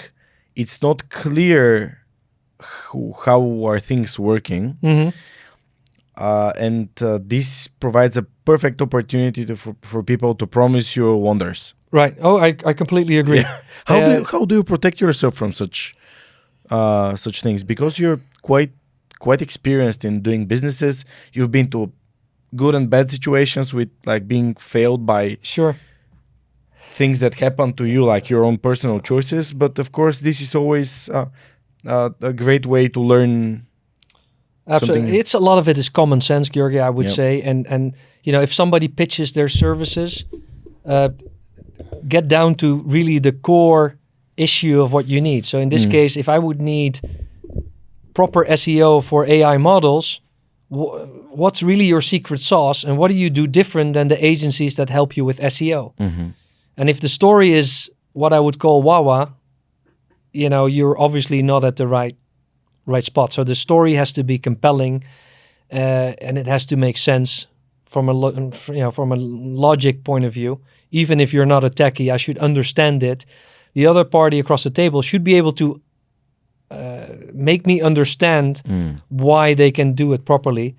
And then the usual things as references, referrals would help a lot. And indeed, there's a lot of also not proper companies out there that would make use of the urgency that companies now have and the lack of knowledge that they indeed would have. Definitely. That's why I love putting disclaimers here and there, because sometimes things that people say on podcast might be considered as an advice.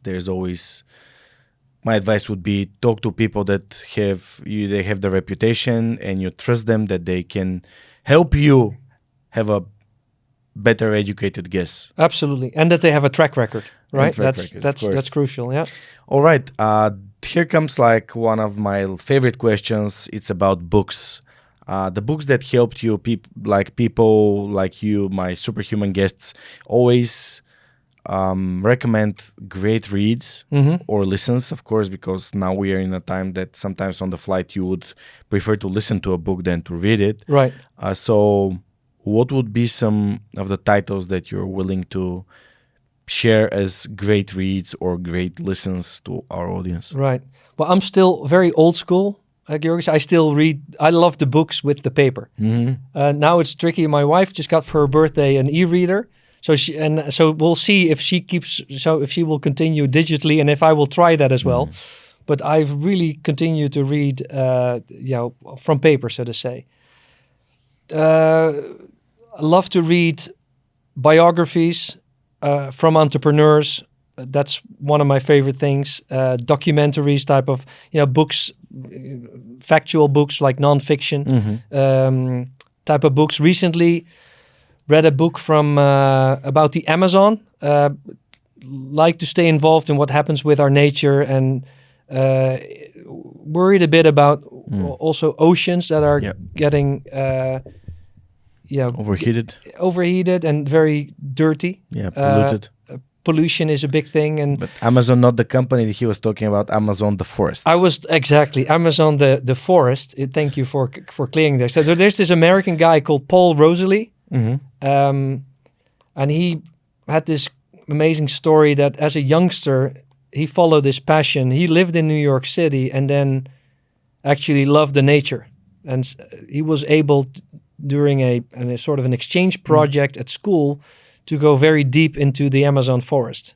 He wrote a book about it. It's a little bit of an adventure story, but it also taught me more about the role of the Amazon, how important that is, and how politics play a big role in ruining part of the beauty that we have. And one of the things that surprised me, I think it was the World Bank that financed putting a road through the Amazon forest. And when you think about that, or if you read on YouTube, or if you look at YouTube at a documentary, that is just crazy. That they put billions into cutting some of the oldest trees we have in the world and throw a big asphalt road straight through the middle of the Amazon. I think huge failure on the government side, which thankfully they stopped at some point. So he wrote a book about his experiences, which I really enjoyed. If I stay closer to my profession and my field of hospitality. Yeah, but what's the book? Because he has a couple of books. What's the name of the book? The Jungle Keeper, The Mother of God, or The Girl and the Tiger? The Jungle Keeper and The Mother of God. I've read them both. They're both basically the same type of themes that he works at, and it's a little bit of a exciting book, about his excitement when he goes on trips and encounters wildlife in the Amazon. Good story, I would say. Loved it. About the biographies, you didn't mention anything. One of my favorite was probably Branson. Okay, Branson. I think it's Losing My Virginity. Great book. He talks about risk-taking, the different businesses that he does. His strengths and weaknesses. Absolutely. And I think how smart he was with PR and turning his hobby into an asset for his company, right? Balloon riding was his passion, and it's a costly passion, but he got so much free advertising for it by putting the Virgin logo on his balloons. That was so much marketing value. I thought it was super smart from the guy in terms of. So that's one of them that I really liked. Then for hospitality, which I think everybody also that loves going to hotels and restaurants, I would really recommend the book. It's called Unreasonable Hospitality. Mm-hmm. And it talks about how a New York restaurant became from a standard normal restaurant, actually became the #1 restaurant in the world. And it describes the journey, how that's done, and the pact that the front of the house guy, so the restaurant manager, made with the chef. And they said, let's do this together. But then he said, usually it's the chef that is the deciding factor and the most important. But I want to make sure that we also give the same respect to the service side. So what happens in the dining room? And this is often forgotten. And the book is a great teacher of the art of service. Great. And great service is something you don't see very much. But if you go to a restaurant and service is excellent, and sometimes I feel like the service is actually like an orchestra. This may sound really weird to some of your listeners, but no. That's how I experience it. That's for me is just fantastic. And the book really describes that, where it's very high end at some point, and the guy that runs the front office or the front of the house, he teaches his staff that rather than looking at the computer when you would walk in, and they would look at you and say, "What's your name? And do you have a reservation?" And then the person would look at the computer, right? So the first thing you see is a waiter or a host that doesn't look at you, but he looks at the screen to see if your name is on the list. And what does the guy do? He says, the computer goes in the back. So, Georgi, you don't see the computer. And they try for as many guests as possible to learn upfront how you look. so that they can take a calculated guess that when you walk in, that your name is Georgi, and that they look you in the eye and say, "Good evening, Georgi. Welcome to our restaurant. We're going to make a wonderful evening tonight." And how much different does that sound than "let me see if you're on the list"? Now, that sort of stuff is what is described in the book. And you can imagine that that's what I've shared with my team here. And I would like at our hotel that we try to do something similar. You know, we're not a 5-star luxury hotel, but on a 4-star level, let's still see if we can adapt some of those thoughts and concepts into our hotel operation and at our restaurant. So, Unreasonable Hospitality, great book. It reads like a quick story. So on a short flight, you'll finish it in an hour and a half. I love this because back in the days I was working for Lufthansa Technik. I spent probably around 3 years, probably a bit less than 3 years on customer service position. Right. And I learned something that probably a lot of people don't realize, that every business that has communication with a person, that's your customer, it's a business with information. It's not a business about anything else but information. Because if you know when is important for your client to have his meal, and you do it on this very same time, it probably is going to make a bigger difference than the meal is there than if the meal is like the best meal possible. Right. Because you're paying attention to the needs of the other person. And communicating when you fail also you become the face of the business. You say, "Dear Mr. Den Hollander, we had an issue with your dinner. It's not served yet, but it will be in 15 minutes. We're doing everything to our ability. Please join us for a cocktail," or whatever. Just over-deliver something that's not expected, even if you give bad news. Right. Yeah. Just show the people that you know what you're doing, because it's hospitality. Bulgaria is very bad at it.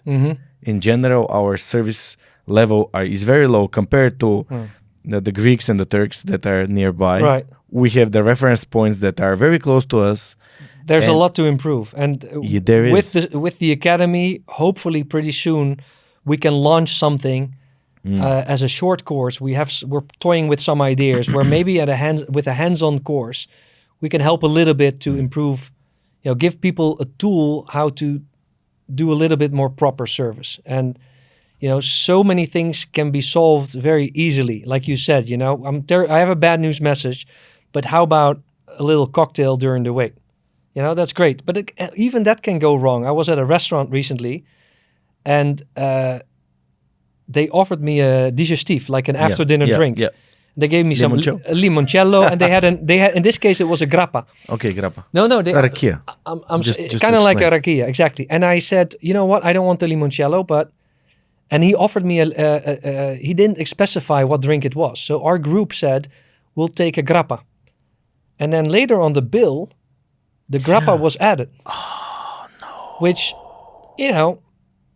that's not how you want it to be. No. So I said, that's not good. So we asked for the waiter. Said, listen, you put the drink on the bill. Did we misunderstand each other? And the guy said, rather than solving it himself, he said, let me check with my manager. So that's sort of error number one, right? But the funniest thing was then he came back sort of with a smile that he fixed the problem.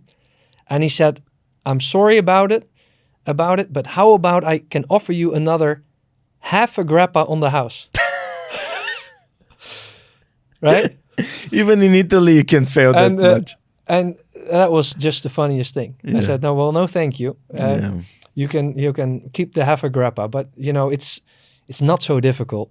But some people, you need a bit of tools and a little bit of guidance on how to do it. But there's so much you can do better on that. But there's context that we don't know of. But generally, having the back of your employees, of the people that you work with, and telling them, hey, up to this point, you can do whatever you want with the customers to keep them happy, because I'm coming to your restaurant. Right. I mean, you can offer me grappa, and I guess that grappa for 5, 6, 10 people even won't be like a huge bill.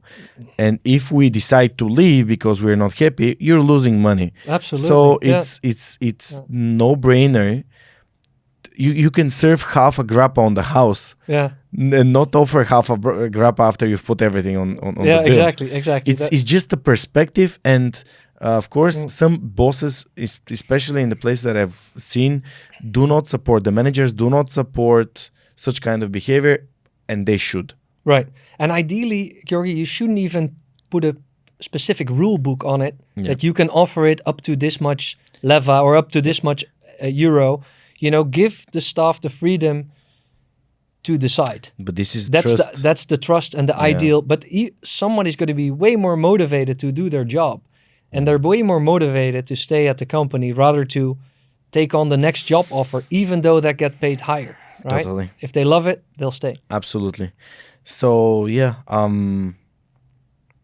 this works for everything. I mean, there's always a way for you to make it up to someone because you've missed something, and it's not about money. It's about this relationship that you're building. Imagine that this person is going to, in business, there's something that people underestimate. It's called lifetime customer value. Oh yeah. And if you have such a treatment, I guess this restaurant won't be on your list for next visits. Oh yeah, and especially these days with all the transparent reviews that we have in the world, right?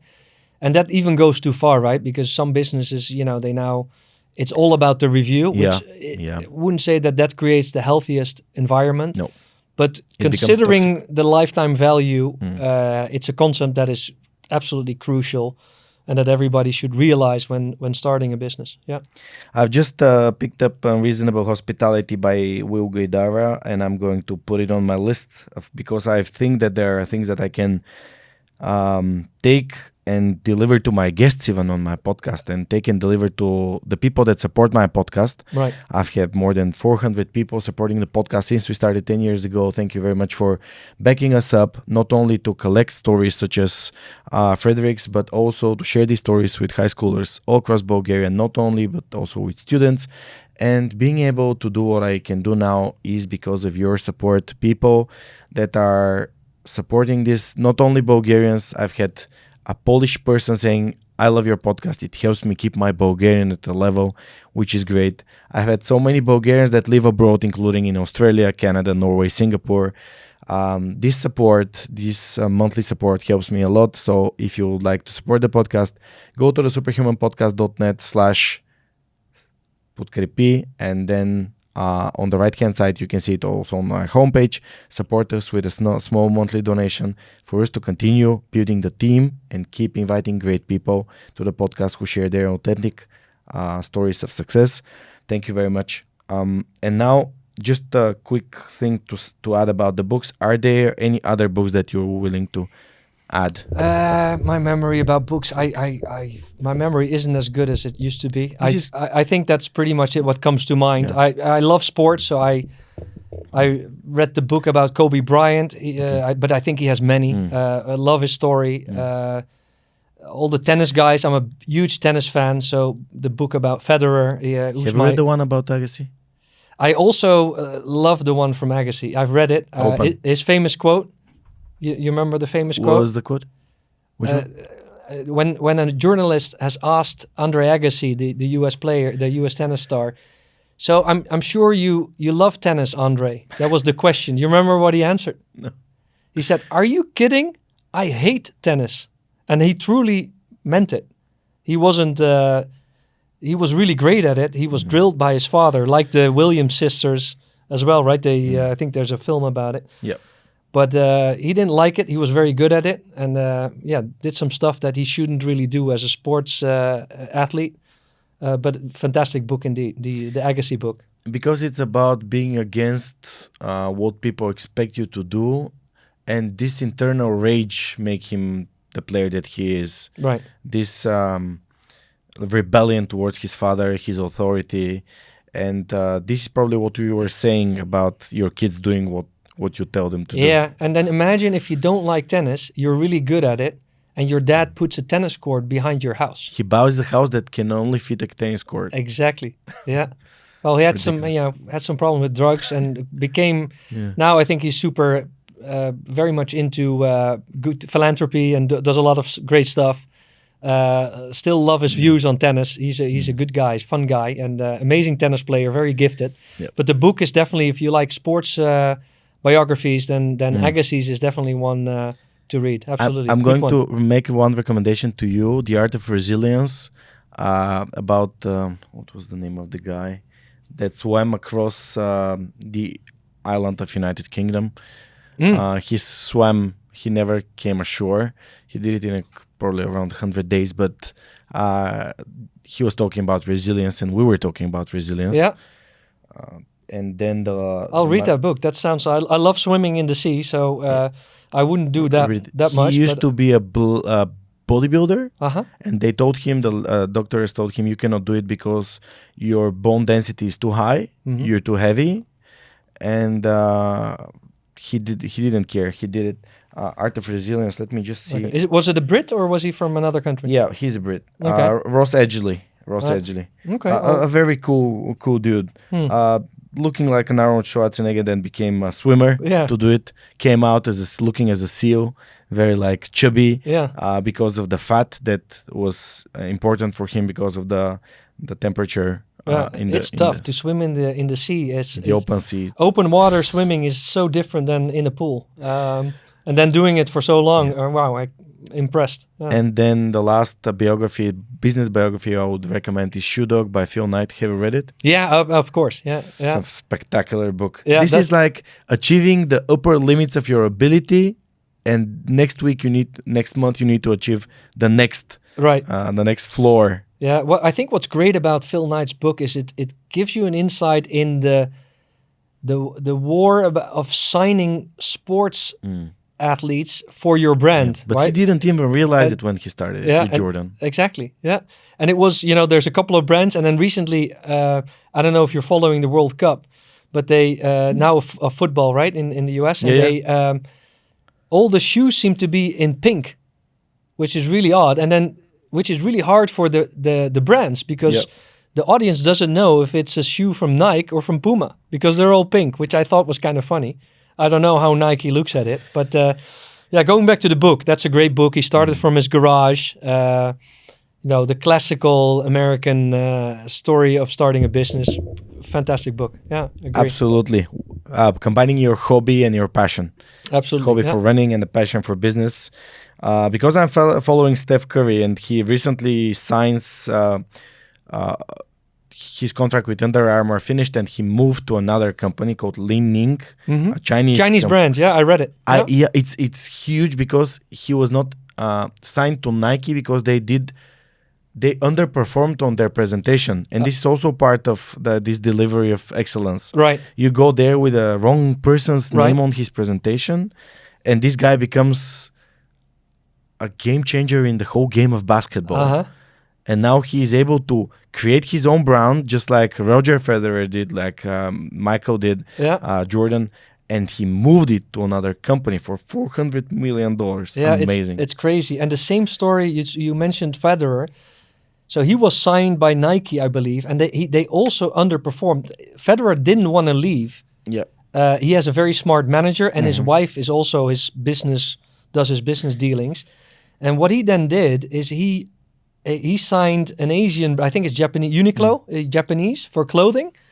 And then in terms of shoes, he joined as an equity investor for the Swiss brand On, which is now among people that I think I actually have a shoe. I have a shoe. I didn't realize until now. So the Swiss brand, being a shoe brand, is really hard to become big, right? Among the big three that you have. Yeah. And he worked it out. Unless you have Roger. The proper face to the brand. Exactly. So he became an equity shareholder, and the brand is now worth billions. And so he did really well for himself. But kudos to take the risk and be smart. But it really was because he wasn't treated well by his existing brand. So time for a switch. So pretty interesting story. Have you read that Total Recall by Arnold Schwarzenegger, his autobiography? No. You're going to love this. Okay. I was looking for a way to recommend something. Right. His biography is talking a lot about his him becoming very fortunate before coming into movie industry, turning his weaknesses, according to others, into great strengths, like his accent into "I'll be back." Yeah, exactly. And these were his strengths. The way he looked, when Spielberg said, if there was no Arnold Schwarzenegger, we had to create someone to do the Conan. And then the last thing that really stands up to me is when he did, I think, Junior, he offered to do the movie with no salary, but to get percentage out of the profit of sales. George Lucas did something with Star Wars, with the merch of Star Wars. I think he has percentage on the merchandise. And this turned into the most lucrative deals ever. Yeah, sometimes the creative deals, they work out really well. Yeah, and Jordan did the same thing with Nike. I mean, he was offered something by Phil Knight also that was not lump sum to get him on board. Right. And he became the shareholder. Yeah. So now we're going to, as we were talking about great things, we're going to be thankful to another Bulgarian brand called Oreshak.bg. They're doing amazing, mainly wooden things, did by masters, and we're going to have this gift to you. We did a small mistakes on your name because of we're missing the den. Okay, but no worries. Frederik Hollander here. Wow, that is amazing. So it's also in Bulgarian. It's written, "Thank you for your superhuman example and wishing you wise moves and fulfilling victories on the chessboard and beyond." Wonderful. Thank you very much for being here with us. My son loves to play chess, so I'm going to have a game. He's going to beat me big time, but I'm sure we're going to try that on this board. Wonderful. Thanks so much, Jorgi. This is our way of saying thank you for being here. Thank you for doing these great things here in Bulgaria and helping Bulgarian inspired by food people develop superhuman stories on their own. And we can share them here on the podcast. So. Great. It's a pleasure to be here. It's a pleasure to be a guest in your country, and I'm still going to be around here and hopefully can do some more fun stuff here in Sofia and in the country. I wouldn't say that you're a guest being here for 20 years and changing so many people's lives for the better. Thank you for choosing HRC Culinary Academy to be here and wishing it a lot of success and new Michelin stars restaurants to be born out of chefs in your academy. Go. Wonderful. And as the last question would be, there's a last question, of course. You've already had some context. You've been here for 20 years.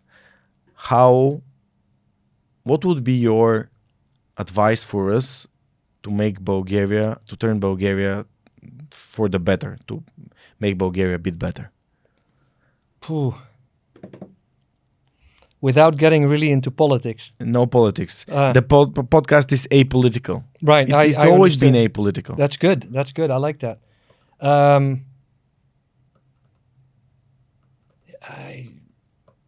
I try to answer all of your questions. I don't want to make up a vague half-ass answer, so to say. So can't think of anything. What stops us from being a better country? What do you see? Be direct. I think the attitude thing, being confident, because sometimes I see a little bit of modesty, right? And what you talked about earlier when you said, I'm going to these classes to do talks with high school students, I completely embrace that. I think it's super important to do, and that the kids of today really feel that the sky is the limit. And I think that's especially now, not everything is great anymore in America. There's a lot of things that go wrong there. But one thing that does work well is the attitude is so much can do, everything is feasible.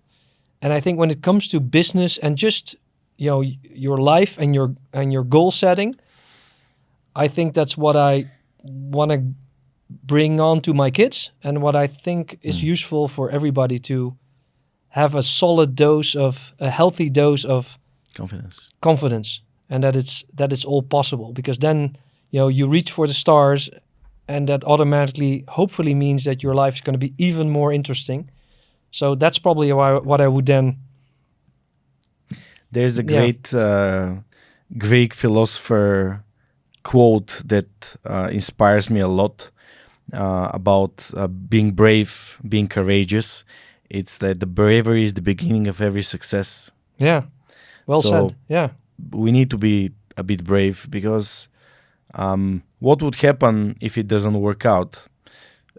It's not going to be the end of the world, right? Right. So we need to at least try and do our best Yeah. to achieve it if it's really important to us.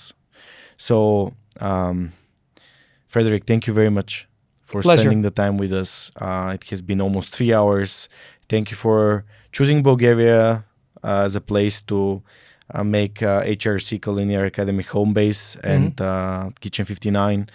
I really am looking forward to events that we meet and we have a discussion, and I really will be very happy if some of your students write back to you saying, hey, I've listened to your story on the Superhuman podcast. Thank you for being there.